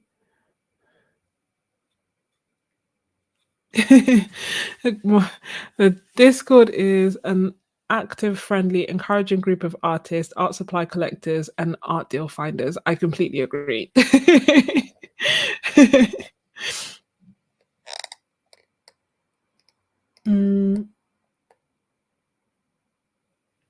You see it in flowers. I need to remember The Ball by Kooning. I very much agree with that description, Dawood. Have I tried toned paper, grey or tan? I've tried tan paper. I liked it. I didn't feel too well. I liked it because with with just white, you could get like, I don't know, I liked using white on top of it, and I liked that with some whitewash and a black pen. I just felt like I was getting some really nice designs. But I didn't do anything drastic or spectacular, or I didn't do that many tonal studies or anything like that. I still have it. I wonder if it'd be my. I don't think it'd be my next low pressure sketchbook though, because I feel like I'd want white paper, and I like tone. I like tone paper to do tonal studies or to start off with a warm base. Ooh, you've been enjoying the Midori to draw in with the fountain pen. See.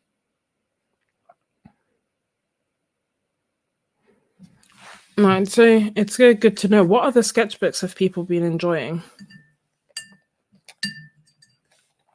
And what kind of things do you do in the sketchbook? Because I think that is helpful to know. Like, what mediums do you like using? Or are you doing super loose and abstract art? Are you doing tight and realistic art? Are you sketching?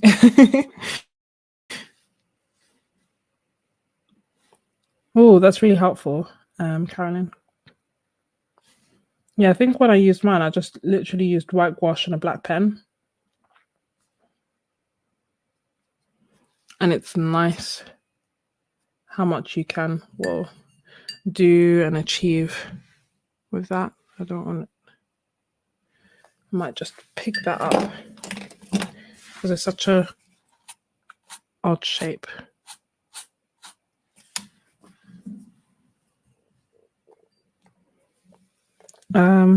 Kind of what I was using before that I really enjoyed and loved was my Posca pen to add white lines, but alas, my Posca pen betrayed me and spilled all over my hands. I want to see if it'll come back. Spilled all over my hands, and oh, has it come back? Maybe it's come back. And I thought it was empty and finished and run out and dry.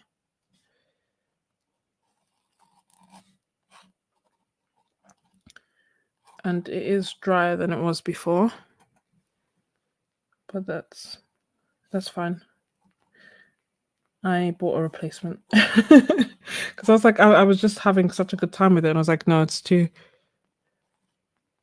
good to just not have.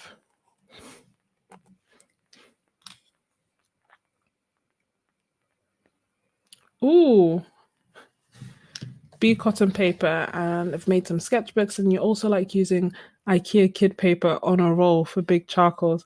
That sounds so cool. Just like that sounds so fun. Just like roll out paper and start creating. Currently using the See White square sketchbooks. Love it for watercolor, colored pencil over the top. That's nice. I've really been enjoying the See White as well. Which ones are you using? Because they seem to have so many. So I've been using, or I was using the watercolor one. But I know that they also have like a travel sketchbook and sketch, like an actual sketchbook. I could be going under. I'm not made by my own strength. A Stonehenge paper for a variety of different mediums. Also Canson Excel for practice. Canson Excel is great for soft pastels. That's so good.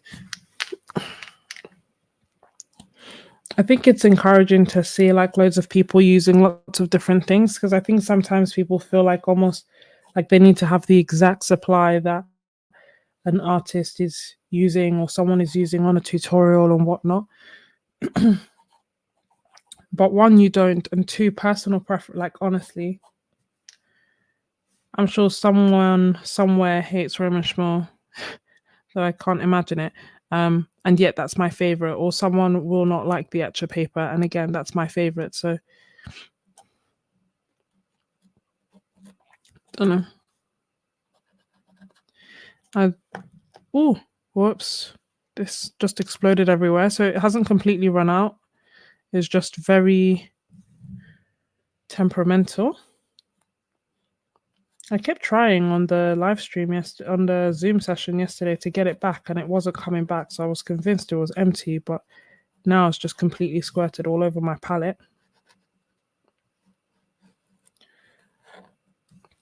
I'm just trying to follow the rough lines that I see.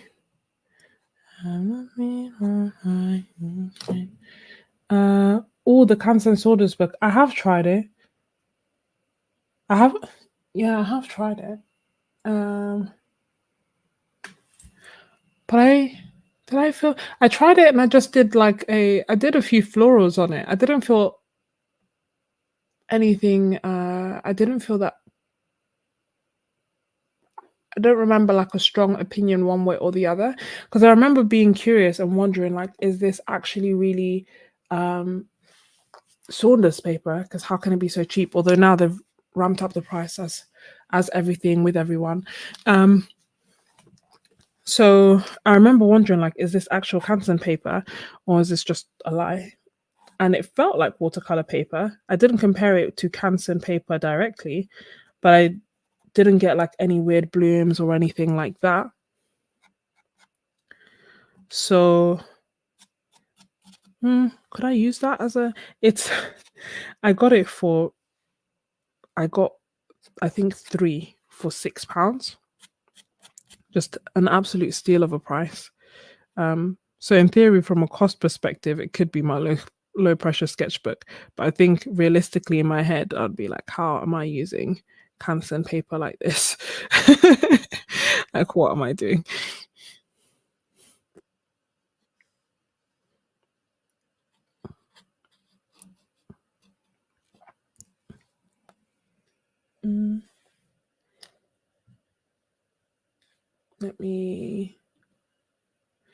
I think the nibs on Posca have been taken out and flipped around. That might fix the dry ink issue. Oh no, it wasn't. It wasn't that. Although that's helpful to know, DC. Thank you, and welcome to to the live stream. It wasn't that it had run out. It's that here, like ink leaked out of all of here and got like all over my hands, all over the table, and everything. And then after that, I couldn't. So I just figured that it was empty and it had run out. Like the cap was full of ink, my hands were full of ink, everything was full of ink. And then I kept trying to pump it and reactivate it and it wouldn't come back. So then I thought, oh, it's just empty. But I think I can't quite explain what happened. But that is good to know. Oh, I love that, because actually back in the day, before I fell in love with watercolors, ballpoint was my favorite medium. It feels like a lifetime ago now. But it's cheap, it's cheerful, it's reliable, it's waterproof. It is actually underrated.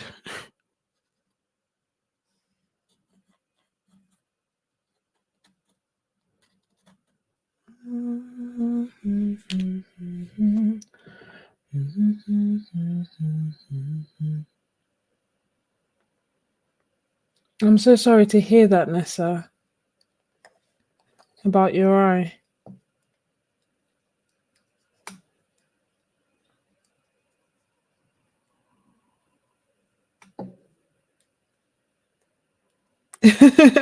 Thank you, Nessa.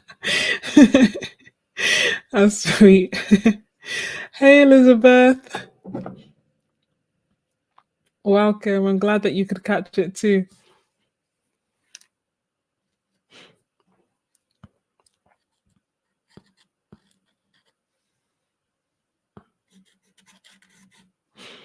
Yeah, we'll see. I was thinking, like, you know what? I'm just going to try and do live streams and stick to it on one day. I think we discussed that at some point, and we were like, okay, how about I pick one day that people can expect me on a month, and then the rest of the time I can just do impromptu ones. But I just couldn't find a day. because I feel like I have to be in a very specific mood to live stream.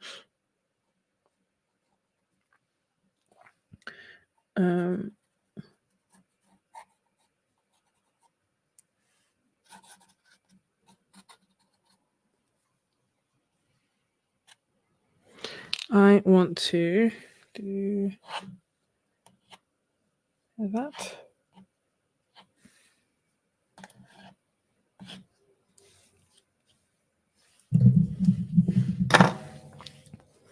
So I could be going under, not made by my own strength. Exactly, and it will work well because if you're using like a Bic or Biro and whatnot, the watercolor won't run. You know, as in, sorry, the pen won't run with the watercolor, which is good.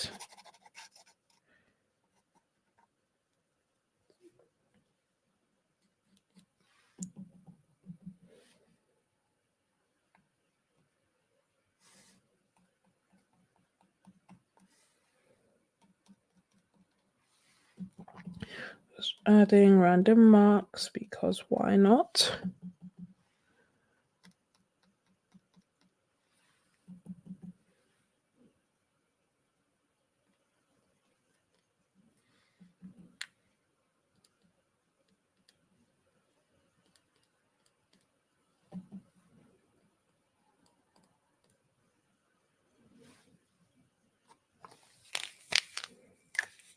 And sorry, I keep distracting myself. Standard practice. That's my yellow.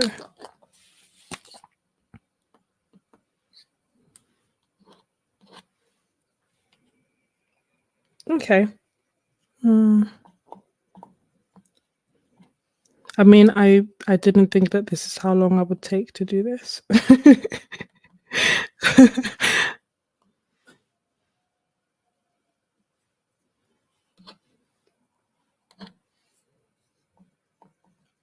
And I can share the reference on Ko-fi. But equally, if you want to take a screenshot, you can. It's royalty-free image.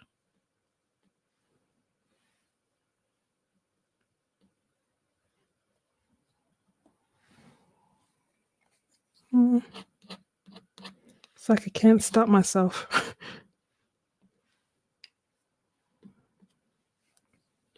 Okay, cool. Let me.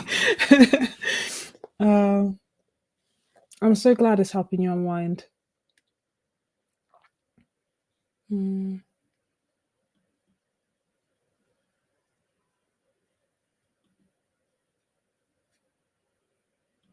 I haven't used the glass dip pen. I've only used the metal dip pens, which were a lot of fun.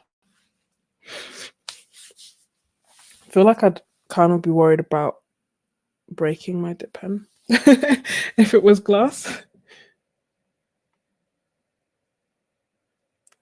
Bye, Nicole. Enjoy karaoke. Oh, thank you, Miss Ebony. Has anyone else tried a glass dip pen? Shall we do a tape peel?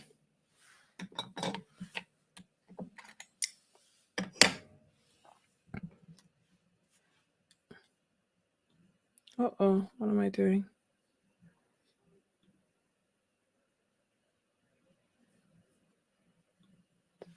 Okay. The paper tears with tape, with this tape anyway.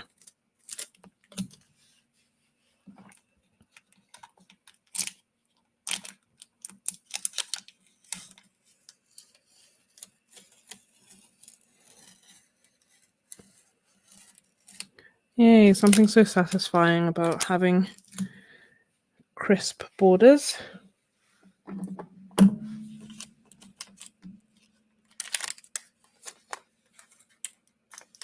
Dark roast isn't here, yeah.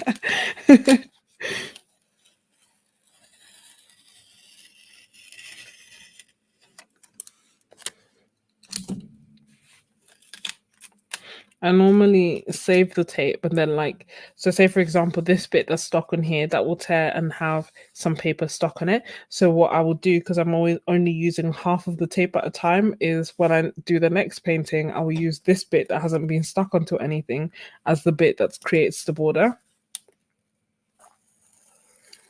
Oh, thank you.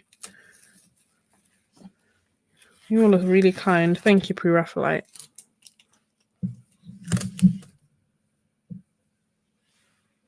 And let me take this one off as well.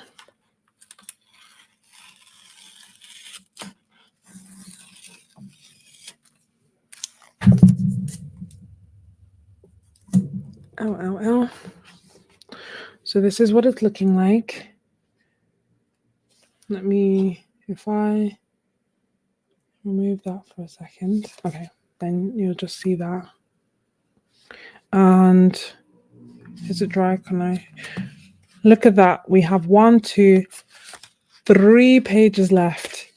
This sketchbook I will have finished in a month, which is quite unheard of for me. It's the same sketchbook that I took to Nice. And if you haven't seen the Nice video, I will leave it linked below. I love, honestly, it brings a smile to my face. It was so much fun. It was such a great time. And it's so interesting because when I was, obviously I was vlogging and like documenting it and recording everything.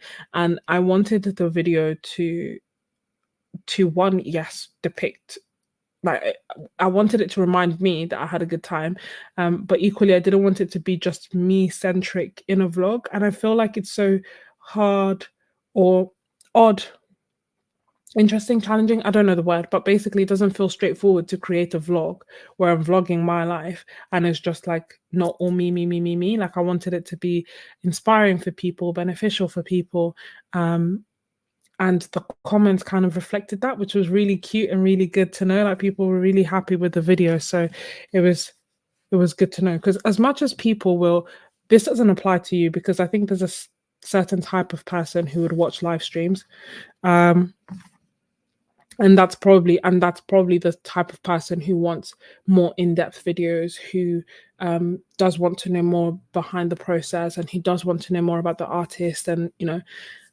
but it's funny because as much as most people will request that I do art vlogs and tutorials and process videos, they don't get watched. Like they just do not get watched. What gets watched is the art haul videos, the favorites videos, the swatching videos. But people will be like, no, we want things with more substance, but then they don't get watched. So it's always like a trying to balance it and take it as, does them not getting watched mean that they're not providing value and thus I should go back to other types of videos? Or so basically it's a video that I am really proud of, that I really enjoyed putting together, and the comments that came from it were also really heartwarming, which is good. And it's the kind of videos that I would love to make more of, but we'll see.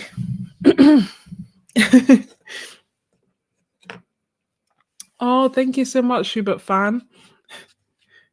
Made you want to travel. Good night. Good night, Sai.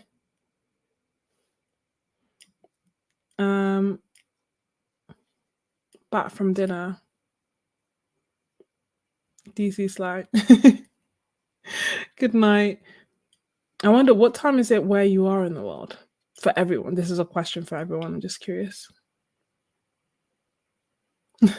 Thank you so much, Emmett. And welcome. I don't think we've chat before.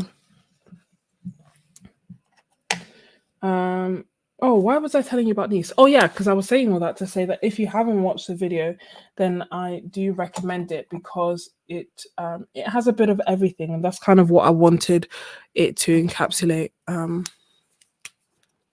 so that it has something for everyone who loves art and loves nature and is looking for something to create. So this was yesterday. These were yesterday. So yeah, it's the same sketchbook, but I was just, and these are the paintings that we did by Cezanne. Hold on. 8:47. 10 p.m. Oh no, I've frozen. So my bad. Sorry if you're new here. My laptop has been struggling for the past year, and uh, despite that, I still do these live streams. And every so often, almost every live stream over the past year, there is a point where my laptop freezes. And as a result, wait, is it back? No. Where my laptop freezes. And as a result, I can't see your comments and you can't see the small camera on my face because that freezes, but you can hopefully still see my hands moving and you can hopefully still hear me. So if you can do that, which is good, then you'll be able to see that the little flip throughs. So on my Ko-fi, which is my art membership, linked below if you would like to join, these are some of the pieces that we were creating during the Zoom session. And then got the paint sticks, experimented with them a bit, and then just kept experimenting more. And I can't remember, someone asked about whether they transfer. And as you can see, they didn't transfer at all. But what did happen is that I did this painting here and I went over this tree with Neocolor 2 and I was pressing quite hard with the Neocolor 2 and that left an imprint here and part of this stuck onto here, which was really, as in like it tore the paper off. So this has come from here and this was actually white and I just painted over it. So that would be the one thing I would be mindful of. Like if you're going to be pressing hard, then maybe have a sheet in between. But other than that, it's been okay. And like this is the same reference, but I did this with just watercolor and then I did this using the tempera sticks and watercolor. And yeah, again, this is the same. Is this the same reference? It's the same reference, but then I almost acted as if it was one. I don't know, almost then looks like it's a continuous place, like one landscape. And then this I actually did when I went to the park and kind of tried painting from life in this kind of style. And some roses that I drew because I bought myself roses for the first time ever. And then, oh no, still frozen. And then this again was inspired by the roses that I bought and trying to bring in that style. And then these pieces are all from the Zoom session that we did yesterday with my Ko-fi members in the Happy Melting. And this is what we just did today. And today is 050524. One of the rare times that irrespective of where you are in the world, we'd write the date the same. But yeah, I'll link the video for you if you're interested. I kind of still want to stay. I know that I should go to bed because it's 2:51. Oh wait, has it unfrozen? No, still frozen. Let me catch up on the chat, make sure that you can see. Oh, thank you, Twinks. I can see the times. Oh, maybe it's back. Is it back? I think it's back. Not on my face though. Interesting.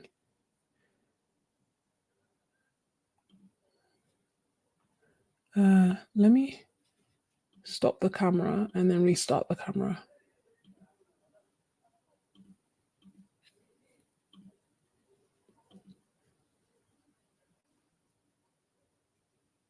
Oh, can you see me?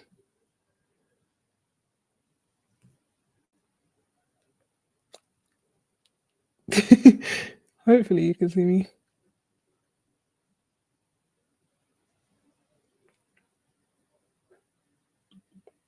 Yay, and we're back. Hi, Twinks. I can't believe that you guys are like, yes, Izani. It's so funny. I wonder if we would have been friends. I'm sure it'd be like, what is going on?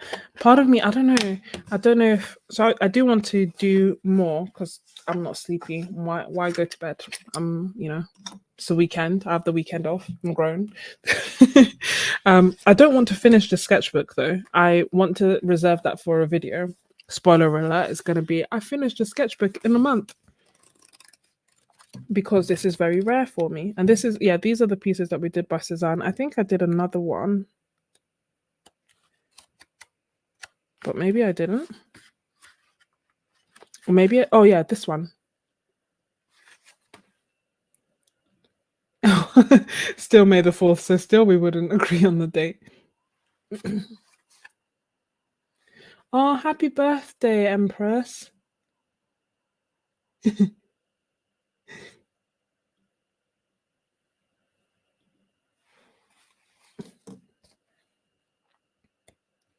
Sketchbook in a month, I know. So it started on the 12th of April with these sketches of flowers that I did from life. And then from there, I went to Nice. You're getting a bit of a sketchbook flip through. I think it's going to be so funny to be like, what happened? Because I feel like it's just completely different to what I normally create. But let me, I don't know. I feel like I would like to create the last spread in the video and be like, and then do a live, and then do a sketchbook tour at the end.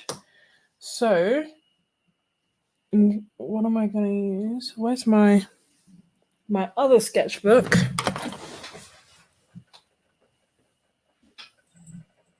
Oh, here it is.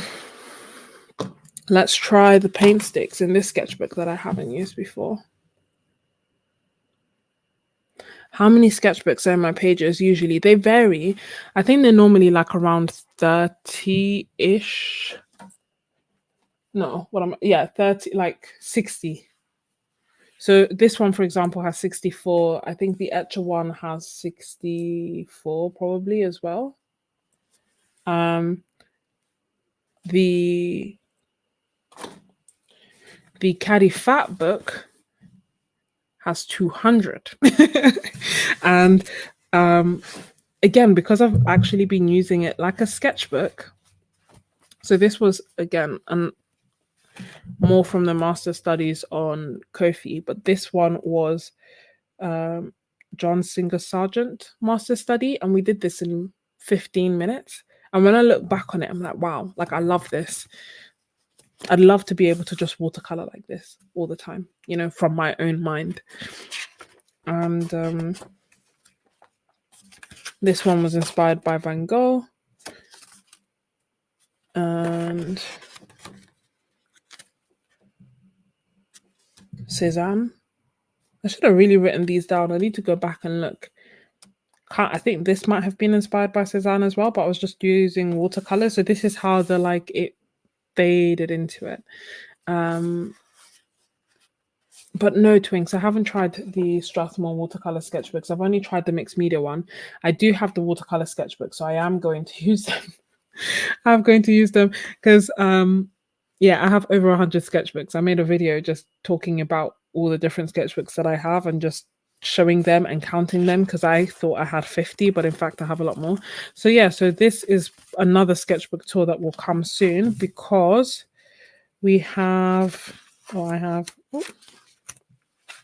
this is sticking together. This is from the Paul Rubens live stream. 1, 2, 3, 4, 5, 6, 7, 8. So have 16 pages left on this one, plus maybe like 6 pages in the sketchbook that I've left empty that I don't know if I'll go back on or just leave empty because it's almost the end. But this one's almost done too. And this one, I bet you I didn't date it, but I think I did a live stream when I did this because I started it off. Yeah, this is a live stream. So I'll go back and I'll be able to see. But I think I started this in November. And this is the first one I've dated, which is the 11th of November on here. But honestly, just using a sketchbook like a place to literally mess around and not feel super precious about it has been life-changing. Who knew? So let's Let me you buy them way more often than you should. I'm gonna try them because with the mixed media one, I wasn't in love with it, but I don't know if it's maybe because it's mixed media or maybe it's just because I really love cold pressed paper. Maybe that's what I should accept.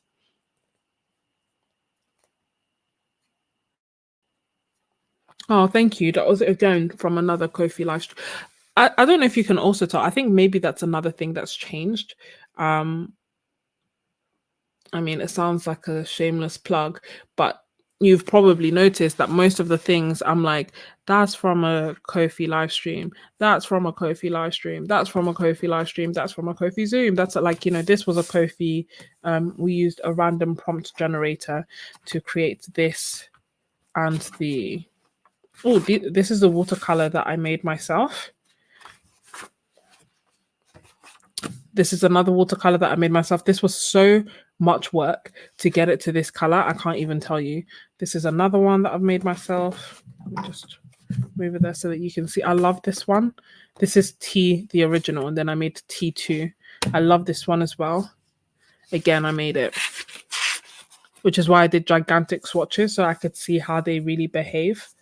How did I get on this tangent? This is another one that I made myself. Yeah, I can't. Oh, yeah. So I was just saying that I do think that being part of Kofi's, Patreons, whatever you call it, being part of an art group can have a positive impact on your art, or at least for me, it had a positive impact. So all of these, like this is from a live stream on Kofi. So this is Kofi, this is Kofi, this is Kofi, this was for Kofi.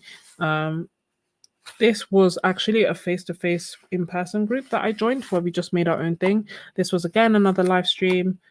Sorry, a Zoom session for my art membership. Again for my Zoom session. This was for a video. So basically, like this was again Zoom. So I think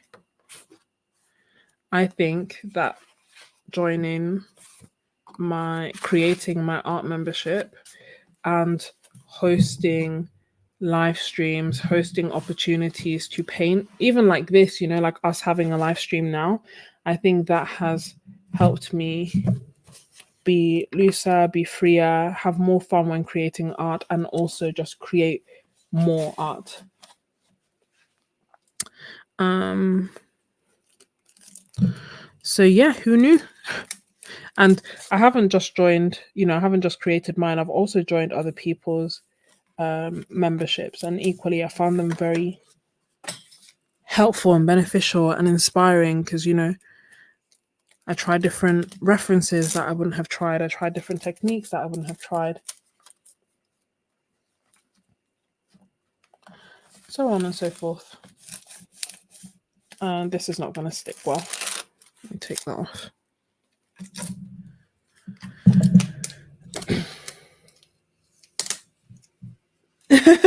Oh, that's so sweet of your daughter, Nessa. Oh, thank you, Nessa. You guys are honestly so kind. Thank you. I really do appreciate all your kind words.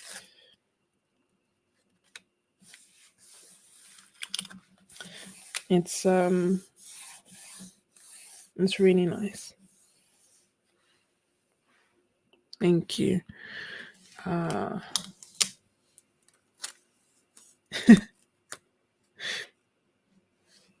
I completely agree, Twinks. Hold on. Sorry, it's hard to multitask with the computer and whatnot, but I completely agree. It can be so fun. And don't get me wrong, like I still have my sketchbooks that I use more for finished pieces. It's too far from hand's reach. But I almost feel like it's good to have an array of sketchbooks. Like it's good to have the sketchbooks that you are completely free in, and equally, it's good to have the sketchbooks where you practice techniques and where you create finished pieces. Like I think it's just good to figure out what sketchbook practice works best for you and doing it, sticking with it.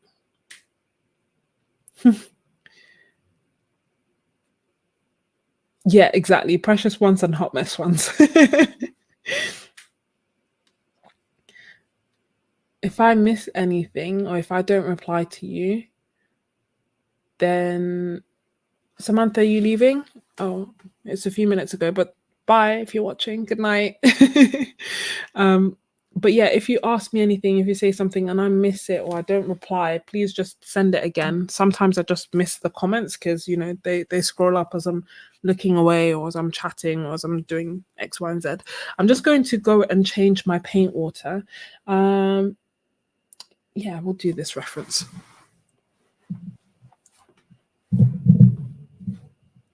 So as I do so, use it if you are also painting, you can use it as an opportunity to also change your paint water.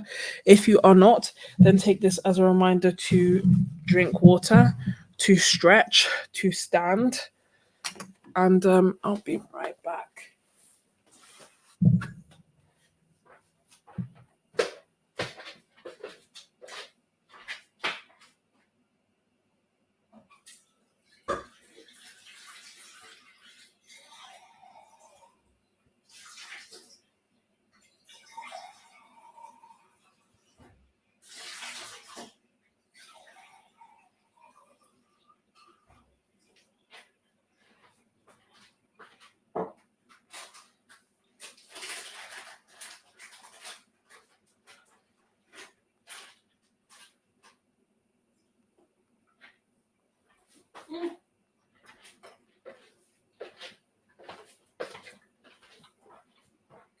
Got some cashews.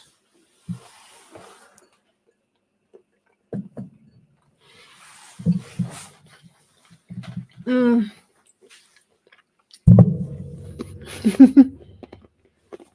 Mm.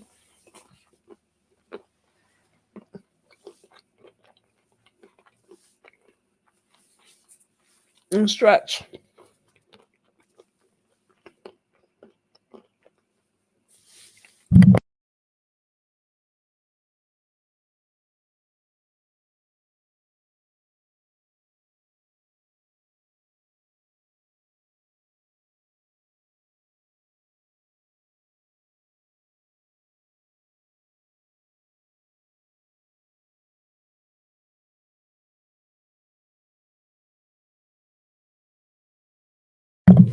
Sorry, I got some nuts. Just that. That's what I was chewing on. Then I realized that I'm inadvertently doing some weird kind of ASMR.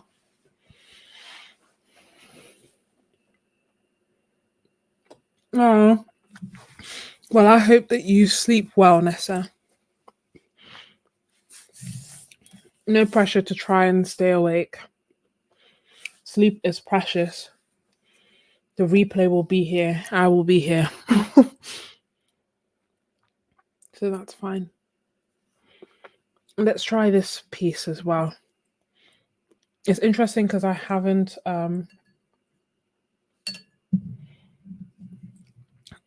tried the paint sticks on this paper. Oh, my back. I had a tricky delivery like a week ago, and it's mum and baby were fine, and I was left wrecked. Basically, like I hurt my back and my neck. Just gonna start off with watercolor.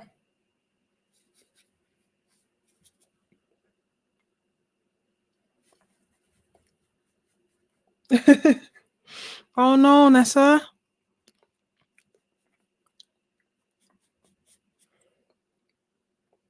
I hope you get well soon.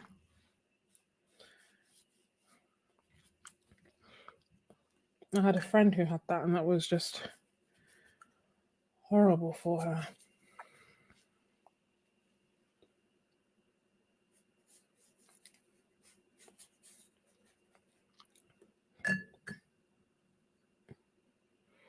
Is anyone else also painting or drawing or creating art?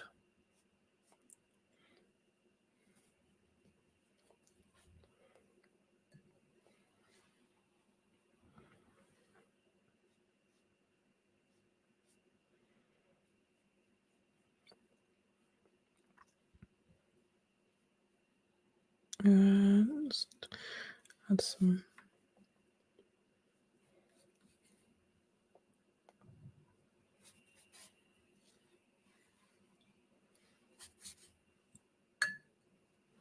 Trying to add some of that yellow ochre. It's coming out as green. Gotta love the potency of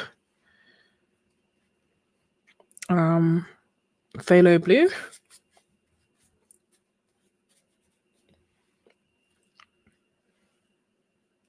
Oh, good, Doed. I'm glad that you're creating. Oh, hey, looking up.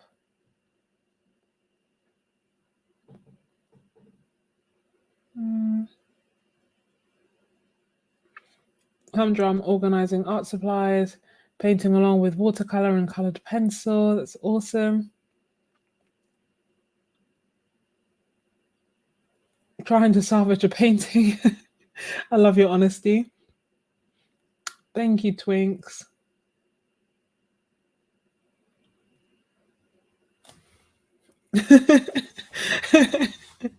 Brisbot, thank you. Well, don't worry, because like there will be a replay. So if ever you're like, oh my gosh, what did she just do? You can just watch it back in due course, and that's fine. Oh, good. I'm glad. I think it can be really nice, fun, and inspiring to create together.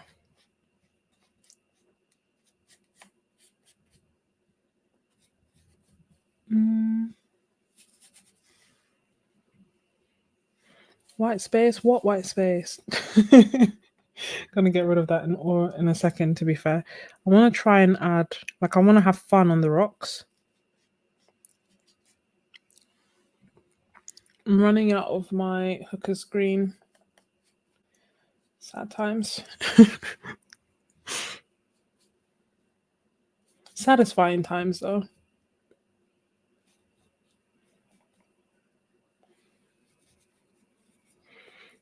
I definitely feel like I'm in my have fun era. Do you know what I mean?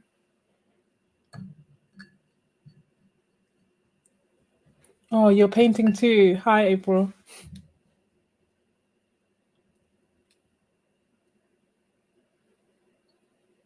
That's fine. Rest. Rest is important. The only reason I have energy to do this is because I took a nap. And oh, sorry. You know what? You'd hear like nap and be like, "Oh yeah, I slept for a reasonable amount of time." No, when I say I took a nap, I mean I slept for like 4-5 hours. I never ever really mastered the art of napping.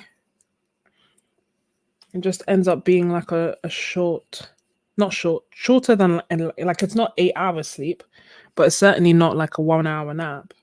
And I set alarms and everything. It's just that at the time the alarm goes off, I just don't see the point in getting up.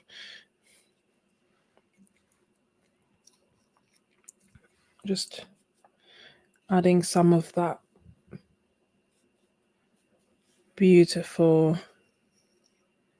indanthrone blue that I'm running out of.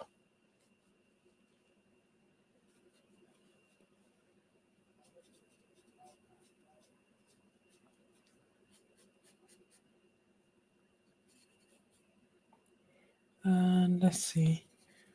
Don't want anything darker anywhere else. So it's going to get lighter as it dries anyway.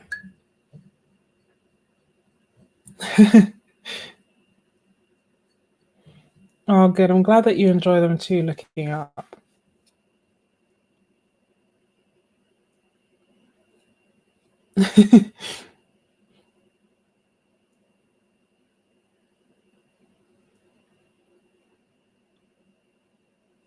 Yeah, what brand? I'm using my Roman Schmalz watercolors. And yeah, so I think it's still the same palette. I made a video about this palette, as in like the colors that I have inside. It's still the same palette of my 2023. it's still the same 2023 palette. I think I am going to change it, especially as I'm trying to like use things up. But it's pretty much the colors that I use are all pretty much Roman Schmall in this palette and the core Indanthrone blue.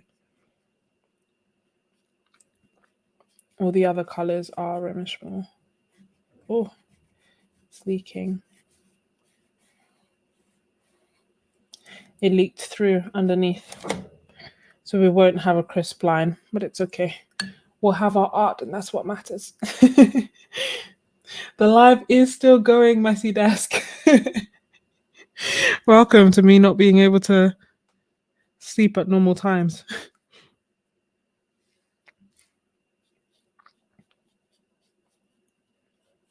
I don't think it's gonna be like there was one live stream that we did that till this day I'm just like I can't believe I did that.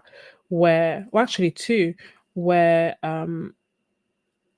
started with like US and Canada folk and then it ended up being too late for them and the UK people started waking up. People from Australia were also tuning in. So it was like I was crossing time zones through the live stream. It was quite fun.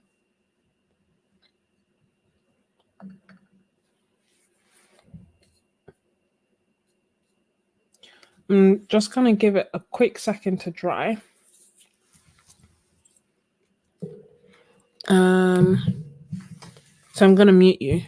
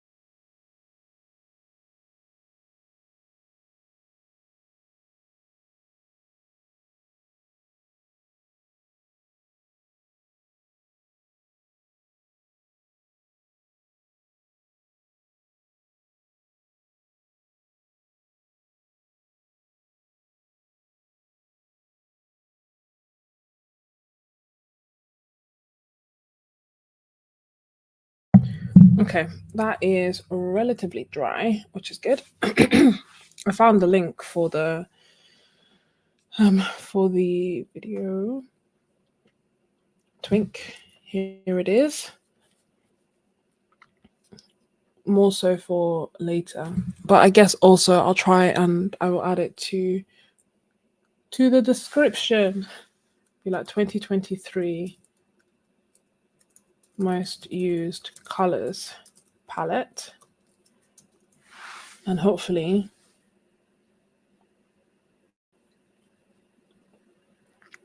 just because otherwise I forget all these things and then I mention them and I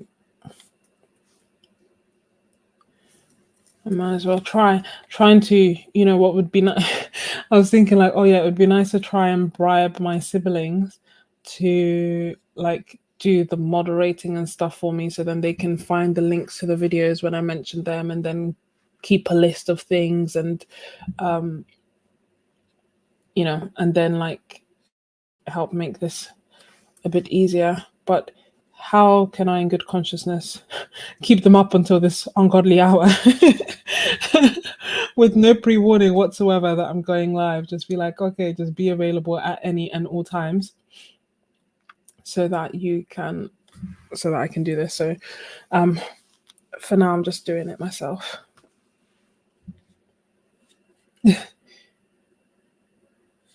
I know, Messy Desk. I remember that because it was you're in the UK, Agent XP. That's wild. That's actually wild because then it's 3:17 for both of us. You have to be a night owl like me as well. Yeah, no, that's fine. I'm glad that you can catch it. Um, what was I going to say? Can't even remember. Courtesy of it being late. Oh yeah, so right now, obviously, I'm doing all the. I'm just trying to do that myself, and obviously, Miss Ebony helps as well. Um, but that is why I say as well, like if I miss a question or if there's a link that you want that I said I would send, but I haven't sent it or anything like that, and you're watching on the replay or you're watching live, if you drop it in the comments, then I will. So not the chat, but the actual comments of the video, then at least I'll get a notification when it's not the middle of the night and I'll be able to action it accordingly. Look at me using corporate lingo.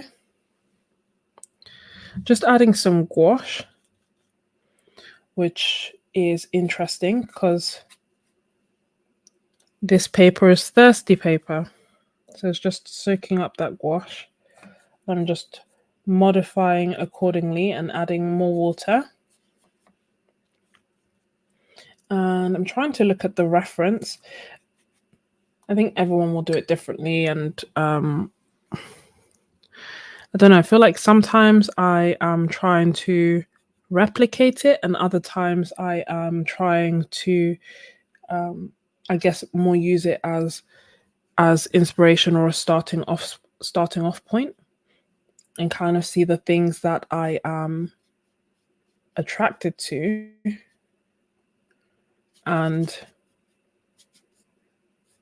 leaving the rest, basically.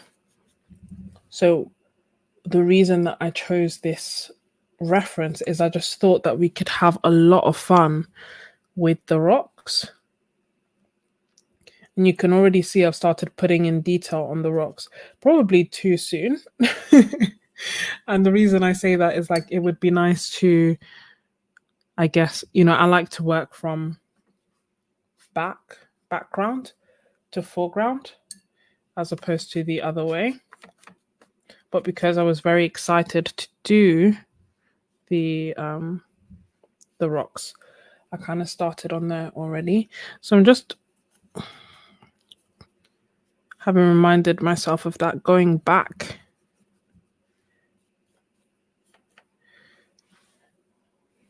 Adding more water and just trying to play around. Because I think I've only used gouache in this, or have I used gouache in the sketchbook? I don't think I've tend to. If I have, it must have been like only once. So it's not something that I tend to do very often. It's still nice. Let me pick up some white.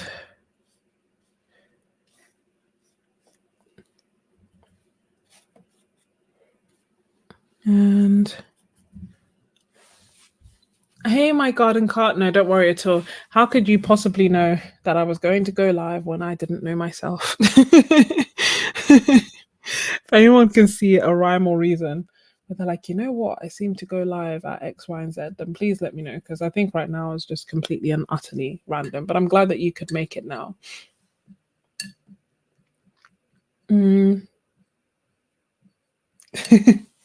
Oh, you're welcome, Twinks. Yeah, it's a lot to keep track of, but it's fun. Hence why I keep doing it.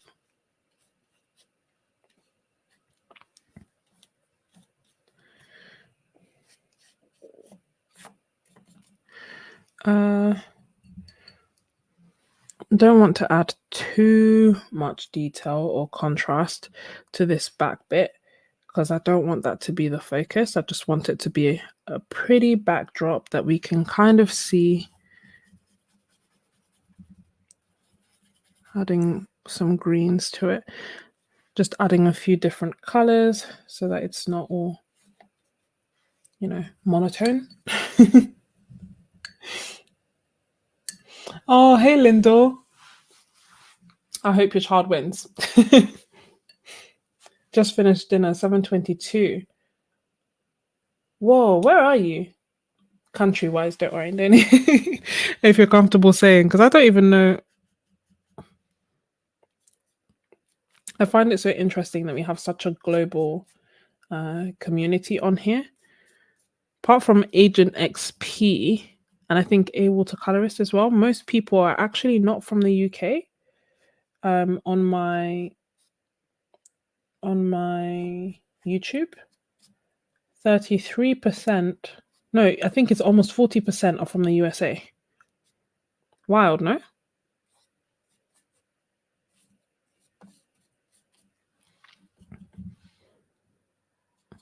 I wonder why. If there is a why,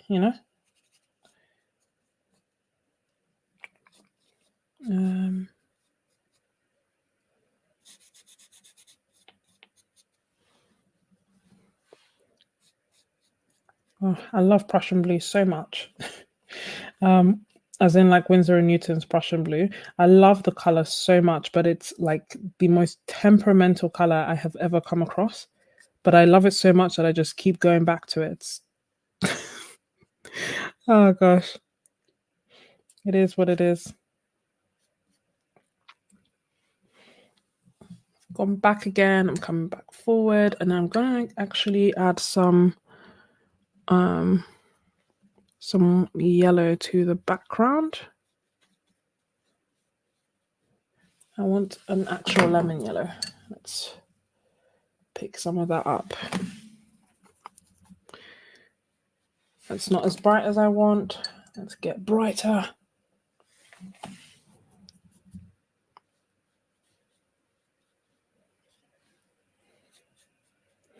I mean, I wanted yellow. I got green. But it's okay.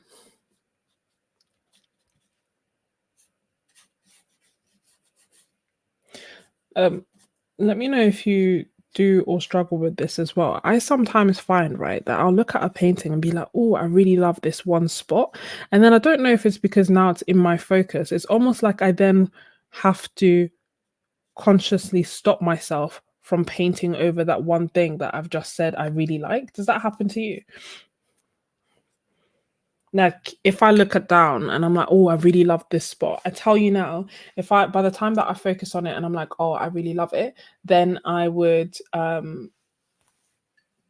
just like go over it. I don't know why, without thinking about it.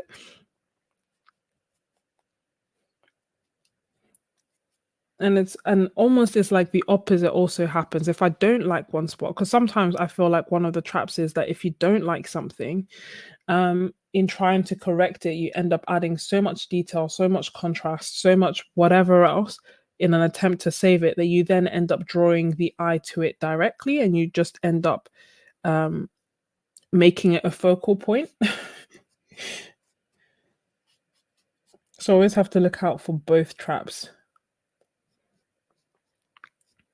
Making it a focal point, but equally knowing when to not touch something that I like. Yeah, so I picked this reference because I thought that the rocks would be really fun to paint.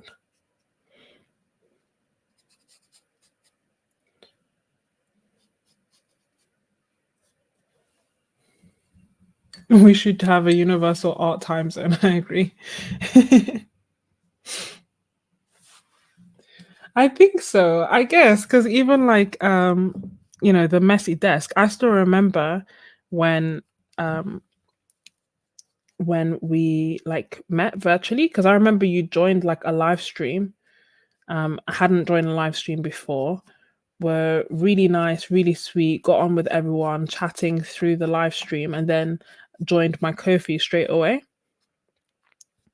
So I think there's something to be said about being awake at the time, like the time that I'm awake and the time that I do live streams and whatnot coincides with not being in the UK. Although the videos, like the edited videos, I put them up at a time that I think works for everyone. My Merry Prussian Blue. I might try it. Does it crumble? Oh, yeah, that's why we have this love-hate relationship, because it crumbles to pieces. Like even now on my palette, it's just dried out and crumbled. But once I reactivate it, it's just a really nice color that I just keep going back to time and time again. I'm looking at the rock as an actual reference point to try and see if I can make it make sense. Because if not, you won't really tell that it's rocks without me looking. But equally, that might be fine. I think this big rock here, I'm going to make it even bigger. Just a nice big focal point here. Like,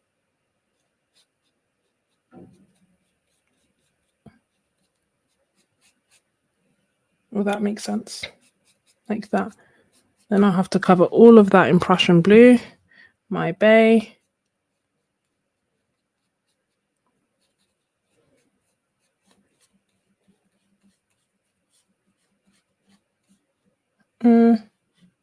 Just making...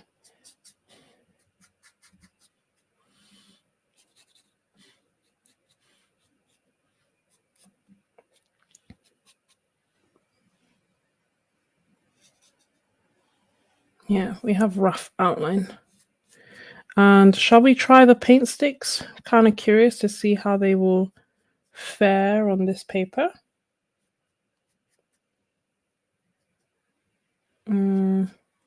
Can't stop myself. Let me stop.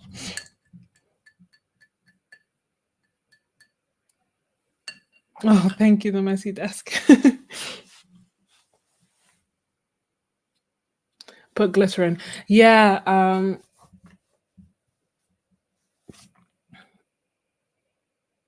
Hey, Whitwix. I like your name. I will try. I've got the glycerin, actually. I tried that. And I also tried blending medium. And it kind of made it a bit better, but still not much. I want this to dry, so... my back. I want it to dry, and then I want to go over it with the tempera paint sticks. So I'm gonna mute, but as I do, I'll read the comments. So if you have a question or anything, now's a good time to ask.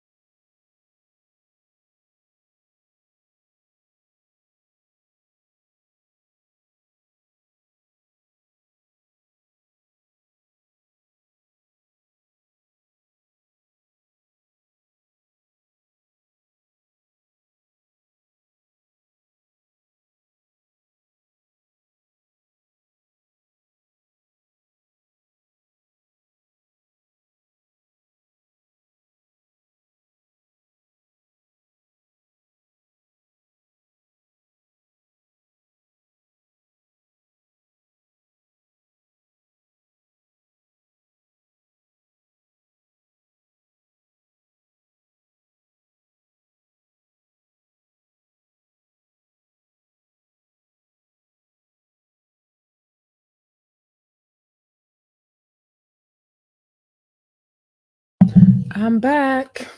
Oh, I also didn't say it. I'm using... So I started off with the watercolor, but now I've gone over it with gouache. So the Prussian blue that I was using and the colors that I added in the background to add more detail, they are Winsor & Newton gouache. Let's try the paint sticks.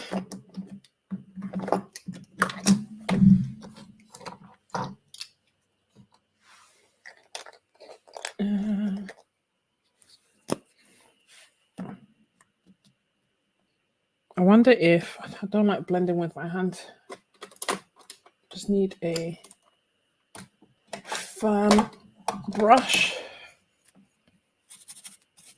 I mean, obviously not the same as my finger, so it's doing nothing. So we can see it there.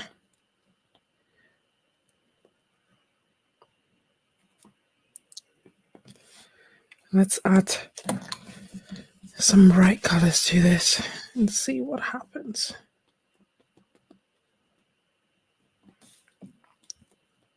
Have that be bright pink. Where is the sun in this?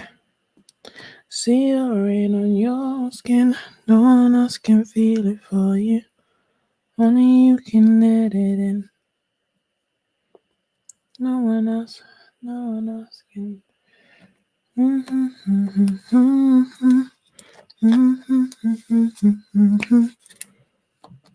Ooh, that is nice. Yeah, I think also the feel of it is satisfying. I think that's basically what it comes down to. Yeah, but I guess part of the reason, because initially I was like, oh no, I won't do this reference. But then I was like, you know what? With rocks,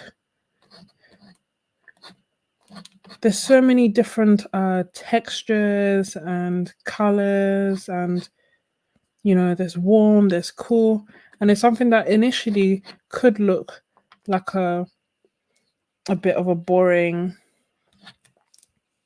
subject matter, but the more you look, the more you see, and the more you're like, actually, you can really play around with rocks, with rock references, and you can really try and do different textures. And what better medium to, or what better subject to experiment with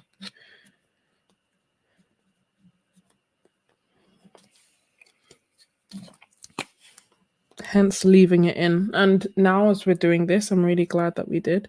I don't know, I also kind of struggle to draw them. That's why I keep looking up, not for the color reference, but just to make sure that I am putting shadows where shadows make sense. Because looking down, I haven't like drawn the rocks. Does that make sense? So when I'm looking down, I'm not seeing rocks.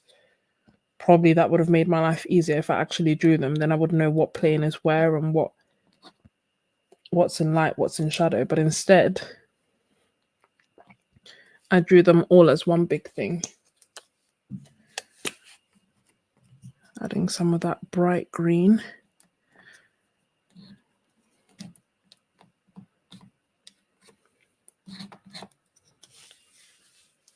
Oh, good night, Esasik. I know you, but I always struggle to say your name. But I hope you sleep well.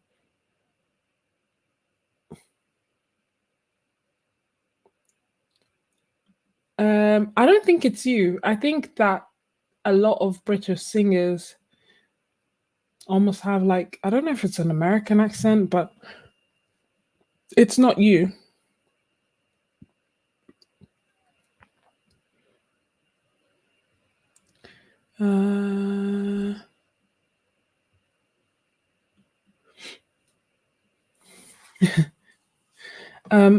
That's a good question. Does anyone have any advice for Empress? For me, I normally say it depends what country you're in, but I love the Winsor & Newton gouache. Apart from the Prussian blue, which, as in like Prussian blue, I love the color of. However, apart from the Prussian blue, most of them don't crumble when I keep them in a stay wet palette. I haven't let them actually. This has dried out completely, but I don't think this is what you would do if you had them in pans. Um, but the ones that crumble are Prussian blue and burnt umber. The rest kind of, and also this, I think this is spectrum red, but the rest kind of stay like that. And this has been dried out for months. Like I haven't used this in months, and I let it dry out intentionally because I didn't want there to be mold or anything. So if I know that I'm not going to be painting for a few months or for a long while, then I'll let it completely dry out and then just reactivate it whenever I'm ready to use it again. So yeah, I love Winsor & Newton gouache. The other brands are ones that I haven't used much, but based on videos that I've seen and reputation, I have bought them with the intention of using them more. And that's Schminke and Holbein.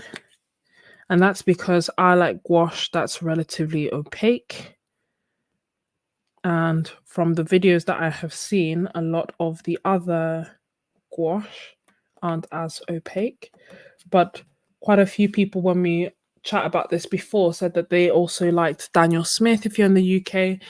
Some people like Da Vinci, but I think Da Vinci is also on the more translucent, transparent side. I think that's the same for M. Graham from what I have seen. And some people also recommended Shinhan, but my favorite is Winsor & Newton as of at the moment now. I do want to try out Schmincke and Holbein more, and I feel like I feel like my favorite is going to be one of those three. I'll also throw in Shinhan in the mix because why not? Because they're quite affordable. And also somebody else mentioned Turner, but for me, if you're asking, it'd be Romish Mall. It'd be Winsor & Newton gouache or Schmincke or Holbein gouache. One of those three is where I would probably start. And yeah, Holbein behaves well in a stay wet palette. There we go.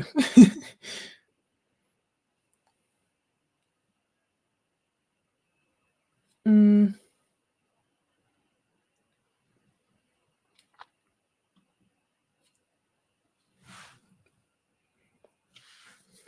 yeah, that's the thing. So I haven't used Shinhan. However, I really, I really rate Sarah Burns, and I feel like if that's the only reason that I got a few to also try, because like when it comes to gouache, I don't think, especially on YouTube, I don't know, there aren't many artists better than her. So if if she likes it and she uses it, I trust her opinion enough to give it a try.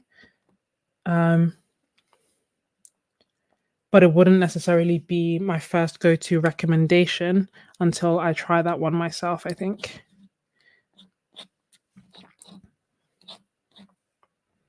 So if you got it based on Sarah Burns' recommendation, I don't think that's a bad thing because I did the same thing. How fast did they run out? I don't know. I'm actually kind of sad that they are, of course, at some point going to run out. Let me pick. I don't want it to fall out of the stick, like glue sticks. Let me get a color. I'll get the gray. So we'll see how much there is roughly. Just stop every so often so it doesn't break.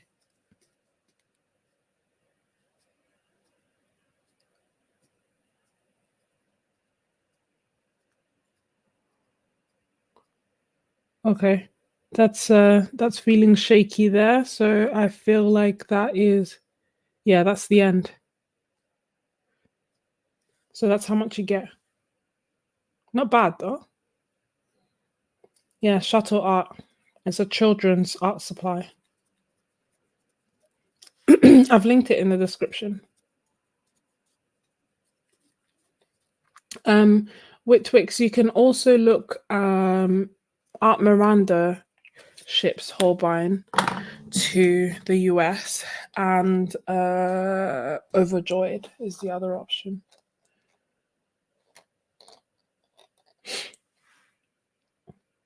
Yeah, no, that's Jacksons have been doing that for over a year or so, or they've been saying that they do. Every so often they kind of like not fail per se, but I don't know, they kind of glitch and they end up sending it out anyway. but more times than not, the computer will remember that they have some sort of trading laws or agreement or something, and won't let it ship out to the US or to Canada. I don't know if that's going to change soon. It might be worth checking because they have the new Jacksons have the new sites now, the new Canada site and the new US site.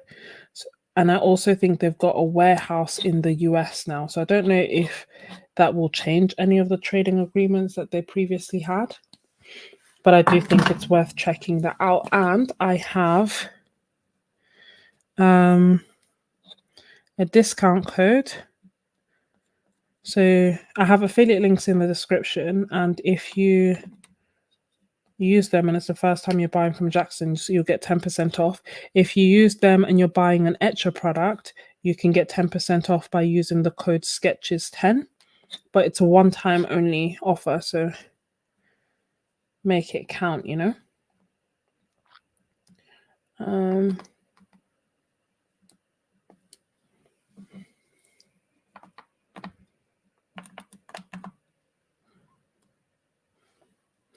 So conclusion is tempera sticks go on well on top of this. Fair enough, it's on top of gouache that's on top of this, but still.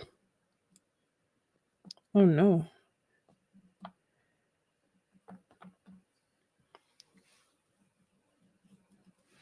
Kind of, do I regret that a little bit?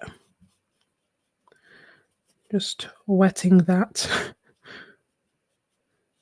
And you can see it dissolved. So you do have time if you're quick to go over things and fix them. Just going to add some core.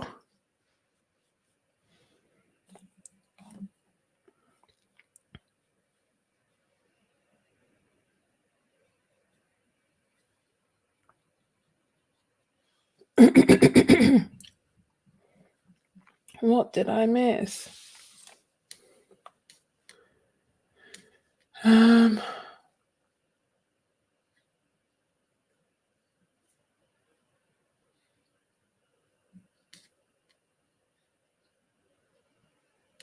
Oh, I'm so glad that you love them. Every time I get a comment where someone's like, I saw your video and I got Ramesh more, I like hold my breath. I'm like, are they going to be the one person who hates it? So I'm always like, oh my gosh, what's coming next? And thank God, thus far, everyone who's got them on my recommendation has loved it. So I'm really glad. I'm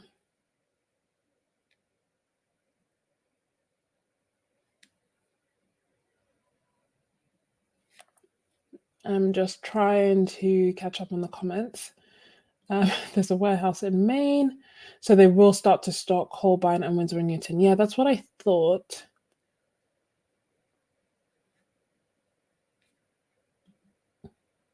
Yeah, Aunt Miranda is good.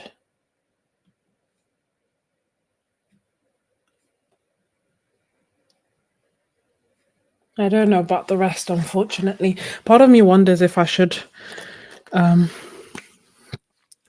try to reach out to the stores in the US and stuff.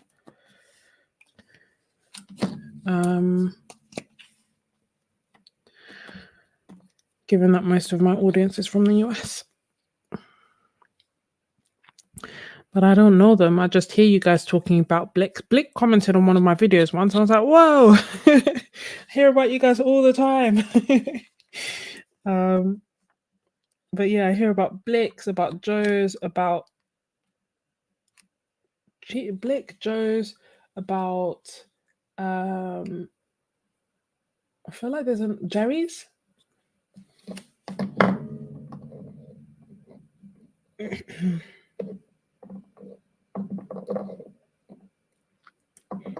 Yeah, I definitely think that. Don't know why my.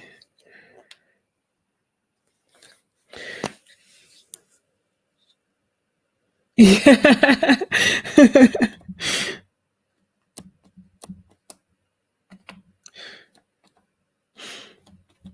Yeah, that's why I always call them blicks and leave it at that.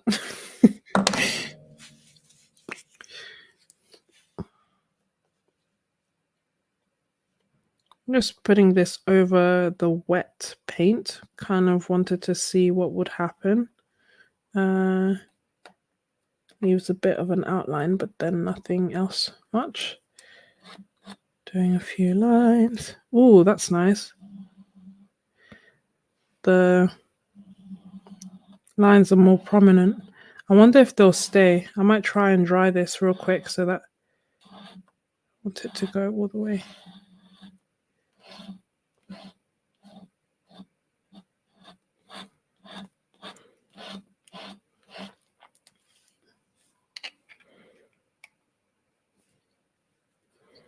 I wish it could make its way to the rock.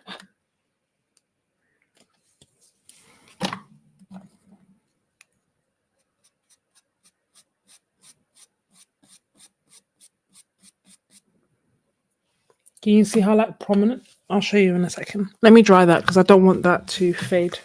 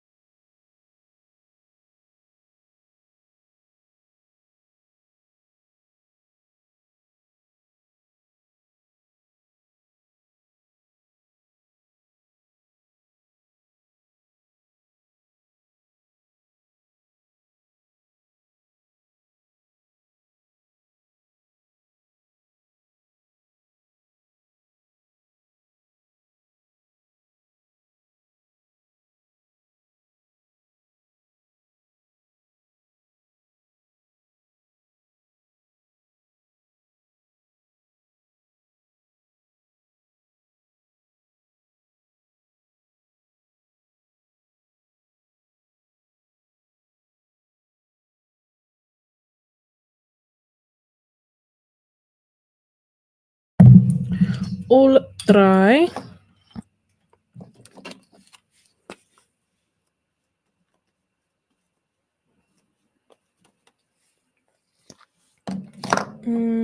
Get them all in this house. Get them holes. Don't know. Don't know much about history. Don't know much of biology. If this gets flagged for to be fair, I've been taking the mic with singing the whole live stream. So if this gets flagged for copyright, I'll just put it on Kofi only. I'm sorry. But I do know that I love you. And I know that if you love me too, what a wonderful world this would be. Da, da, da, da, da, da, da, da, da, da. Do, do, do, do, do, do, do, do. Do, do, do, do, do, do, do, do, do, do. Do, do, do, do, do, do, do. But I do know that I love you. And I know that if you love me too, what a wonderful world. Just adding some watercolor. See, this is an example of what I feel like glazing would be beautiful, but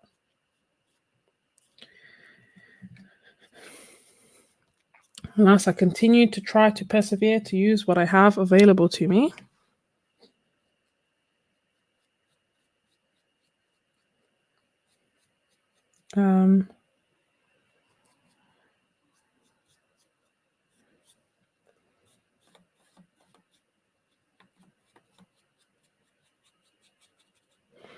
Do these look like Crocs? I kind of like it.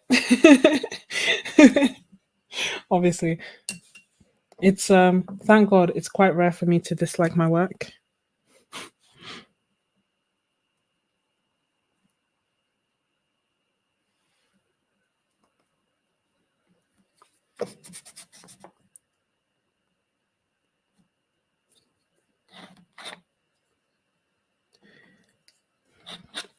I may not love everything, but it is rare for me to truly hate it.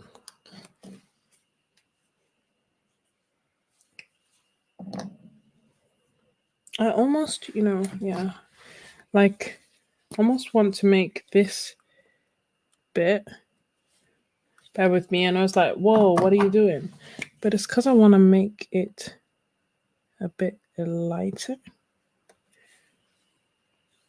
Have like a point of interest there.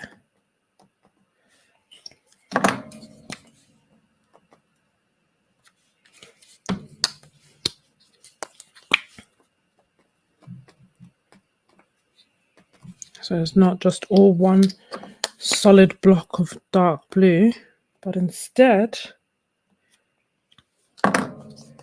it's different kinds of blues. And that's why I really like the white in this set, because it's so opaque that it goes over the rest of the stuff and it just allows the colors to be a bit brighter. I'm just, oh yeah.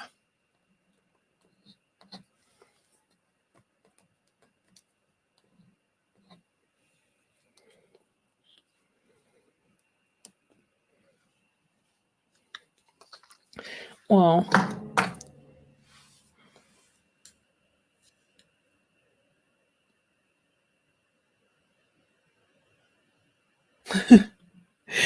thank you.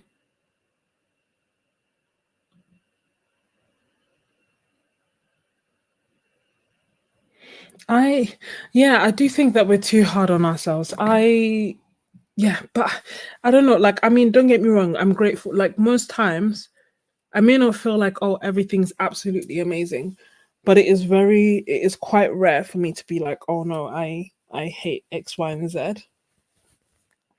Um, and I think in a way, one of the things that kind of helped with that is if if I love a painting or I love something that I create, other people not loving it will not make me love it less. So I will still love a painting even if everyone's like, "Oh no, I don't love it." I mean, maybe if absolutely everyone I ever came across in my life told me they hated it, I might start looking at it a different way. But but for the most part, if I love a painting and people don't love it, I'm okay. But if I hate a painting and loads of people love it, then it does start changing my way of seeing it. It does make me kind of start appreciating it more because I have to wonder like what is it that these people are seeing that I am not. Um and it and it's interesting because more times than not when I was doing posting on Instagram, um like before I started YouTube, a lot of the time I would post polls on Instagram. I love questionnaires. I've loved polls. If you're a Kofi member, by the way, I have a link for a feedback form. Pretty please fill it in. Even if you are no longer a member, if you were a member in the past, if you've supported through a tip or anything like that, I'm really looking for feedback and people's opinions on, and obviously if you're a current member, just looking for feedback and people's opinions on what's working, what I should change, and then I'll have like a proper sit down, a refresh, a look at it, and take it from there. But so yeah, that I love feedback, I love forms, I love polls, and I used to do polls where I'd be like, which art piece is your favorite, this art piece or that art piece, and almost always like I could put money on it. I'd put my favorite versus something that I don't like, and the one that I don't like will almost always be the most popular be the most popular from the polls. Like almost always, like in fact if I hated a piece I would make a point of doing those polls because then because I could guarantee that it would get more likes, more views, more like votes up on the poll in comparison to what I liked. And all this is to say that one, we're too hard on ourselves, and two, um there will always be someone who will love your art, who will literally see your art and have it speak to them. So I think we have to remember that we are just, yes, we are the ones who created it, but we're just one person and one opinion. And that art piece may not necessarily speak to us, but that doesn't mean it won't speak to others, even though we created it. I hope that makes sense. Mm.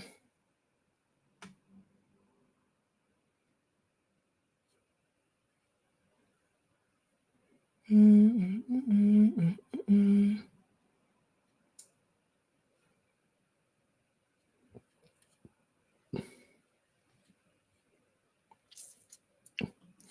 Yeah, that happens to me too, Nessa. Just with things that I'm like, oh yeah, they're average or okay, I don't really mind them, don't really like them, and then I come back and I'm like, actually, that's really nice. And it's why I don't tend to throw away my artwork.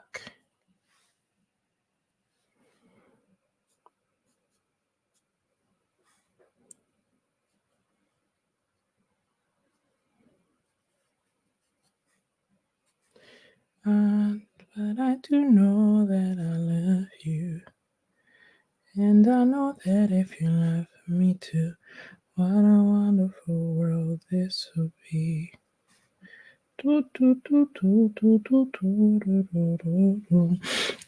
There's a line in the creative way that basically says like our job is to create the art, not to judge it. Just create and move on, create and move on. And yeah, of course, try to improve your skill and whatnot, but the aim of you creating one piece of artwork is not to use it to then judge your entire artistic worth, but to just create it for whoever needed to see it and move on.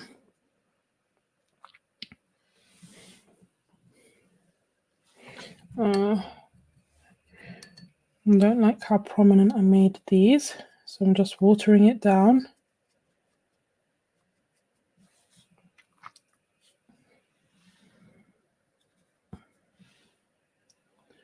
And do I have, where's my, picking up some white.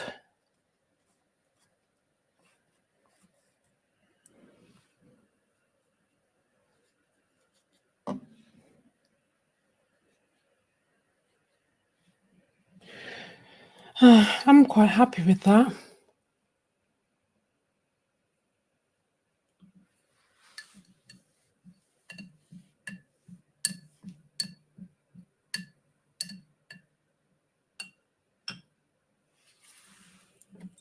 I'm going to dry it and then I think I will probably go to sleep, which I kind of don't want to.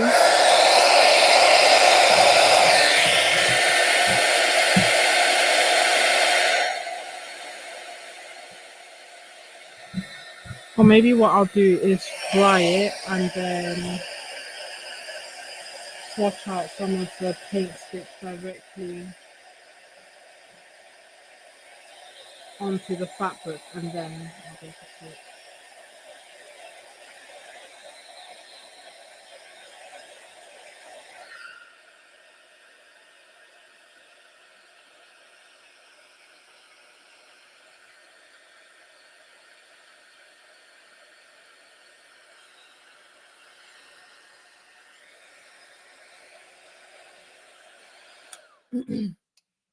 Yeah, I mean, washing off this makeup is going to take a while, but I just like, I love it. Oh my gosh. I almost wonder, because I mean, I didn't record any of the videos I was meant to record today, so I might have to record them tomorrow. In part, that's why I also wanted to do a live stream, because I'm trying to be consistent in making videos weekly. But I think I'm going to drop down to doing videos every 2 weeks. And if I can do a live stream to fill up the gap, then I will. But if I can't, then so be it. Like I'm only one person, you know.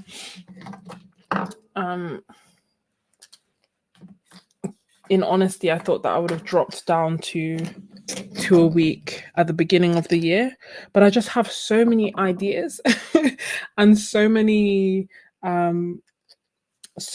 videos in progress and just so many, and I can't edit fast enough, if that makes sense. Like I can't edit with the rate at which I want to. I'm going to do a white outline.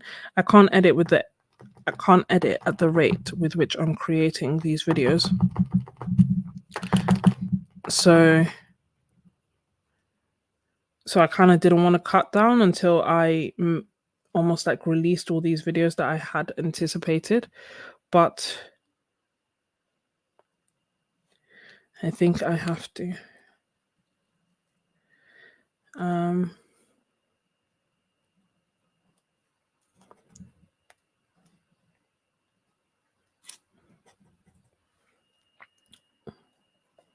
So I don't know when, to be honest, because I'm still really excited about the Nice video, and I have another like Nice related video that I'm really excited to make, and that's showing the different art stores that I went to and what I bought from there. And then I also have a Q&A video that I made. That's the part 2, having made the part 1. But yeah, I think it's time to go down to 2 to 1, 2 a month.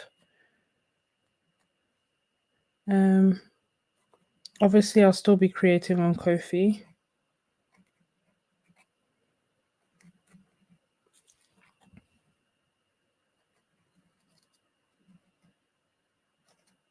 It's interesting that I would choose to do an outline given that I can't fully see the shape of the rocks.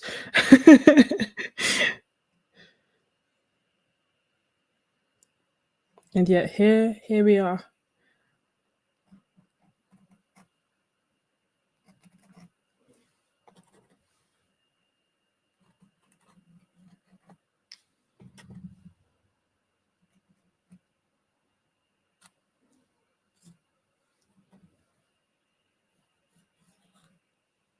I want to do a few lines here, but not as many and not as prominent, because I feel like everything about this should be saying that I want the front here to be the focal point.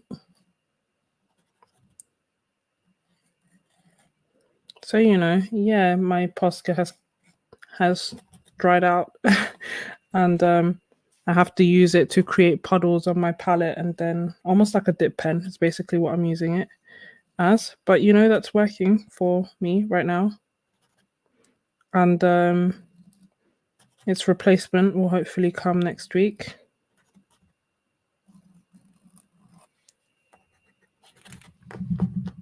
There we go, a little bit more. I'm sure that'll be too much. Yeah.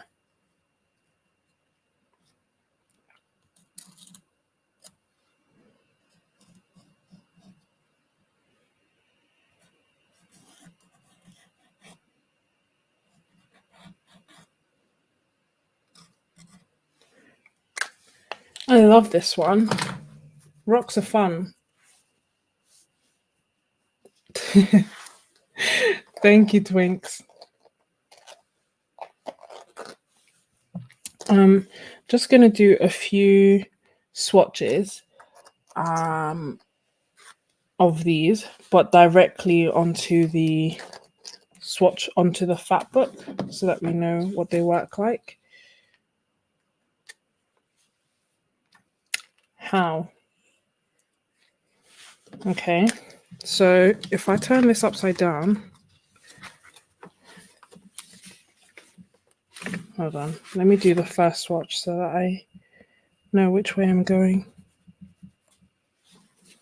And then if I turn this upside down, you will be able to see, I will be able to swatch, and I won't mess up my thing. So this one, I'm just swatching out the ones that I keep using because I think that's fun to look back on. They don't have names. I have got the 32 set.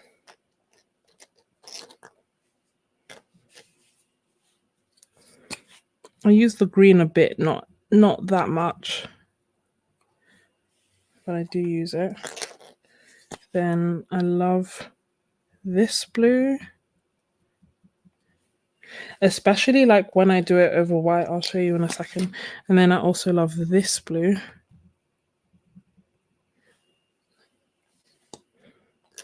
And then I love this pink, which is the neon pink. So we have the white as well. But why it's nice to like mix them sometimes is like, let me show you here, for example. So I have the white, and this is what it looks like when I go over it with the blue. So I can make some nice gradients. You just have to be quick. Same if I have the white there, I can then do the same with that. So I like using the white a lot of the time to make that opaque layer and then go on top of it, and either if I wait for it to completely dry, it will look as if I'm just painting like this, for example, like I'm just drawing with this fresh as it should be, as if I'm drawing on white paper. If I do it relatively quick, then I can get some really nice blending. And the same for the other kind of blend that I like doing is mixing this bright pink with this color to kind of get a little bit of a purple color going on.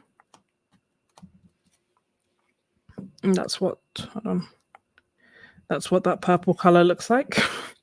This gets dirty, but then it almost like self-cleans, like as in the more I use it, the cleaner it will get. But I don't want to get rid of that color, so it'll stay like that for now. And I also, actually I can use it here and clean it,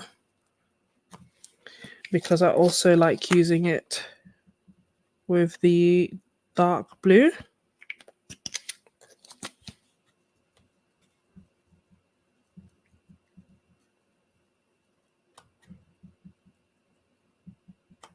See? I'll just clean it on the side. Yeah, this color is definitely the one that I think I'll run out of, that and the yellow, because I just use them all the time.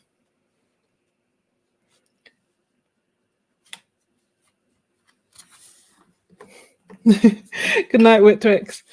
And what else? I may as well just quickly swatch out the colors that we used on the artwork. So then it's almost like this shows us. This is the Winsor & Newton sky blue that we used on the top. This is the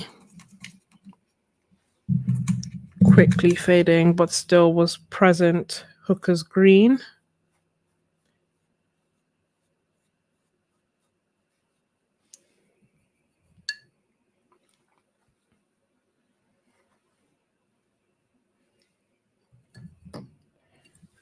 The blue won't come off.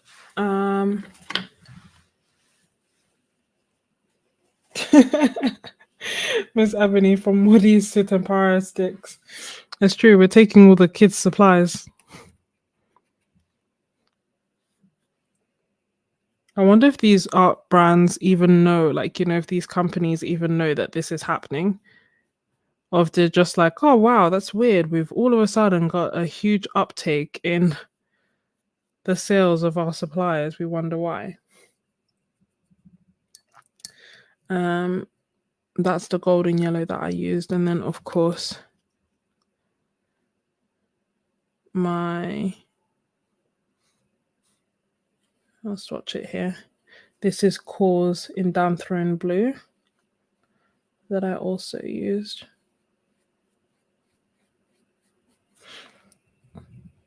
And then for the gouache, it was this, which is Winsor & Newton's Cypress Green. That's like an aqua color. In fact, it's blue, so I don't really understand the name, but okay. And made my circle gigantic. And also the Prussian blue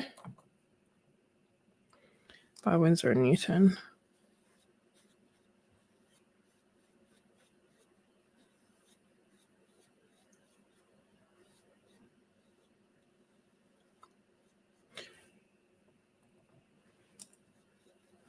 which I used fresh from the tube. That's not looking as dark as it normally looks like, but I don't want to pour out some more from the tube just to swatch. And then I also used, although I've contaminated it, some lemon yellow gouache. Not much, but a bit. More so in mixing. And now we have a color key of the colors I used for the art next door. Whew, but team, thank you so much for watching. If you enjoyed it, don't forget to hit the like button, and also don't forget to share. Share it with a friend that you think is going to enjoy it. Share it on your Instagram, share it everywhere. Or yeah, that would be interesting to know, because then I will know if the 70 shares that I got were actually just me sharing it 70 times, or whether there are other people actually sharing it as well. If you would like to join my Ko-fi membership, I will leave it linked in the description, or it's linked in the description already for you to join. If you are still watching, whether it be on, this is so nice, on the replay or on a live stream, if you want. Oh, what should our secret word be? I normally make it up myself, but seeing as we're here, we can. Only streaming for 82 minutes. I think after 82, it just gave up. Good night, Sharmak. But yeah, no, it's definitely, it's been how long? It's been 3.5 hours in Dan Throne. Should that be our secret word? Was that your favorite color?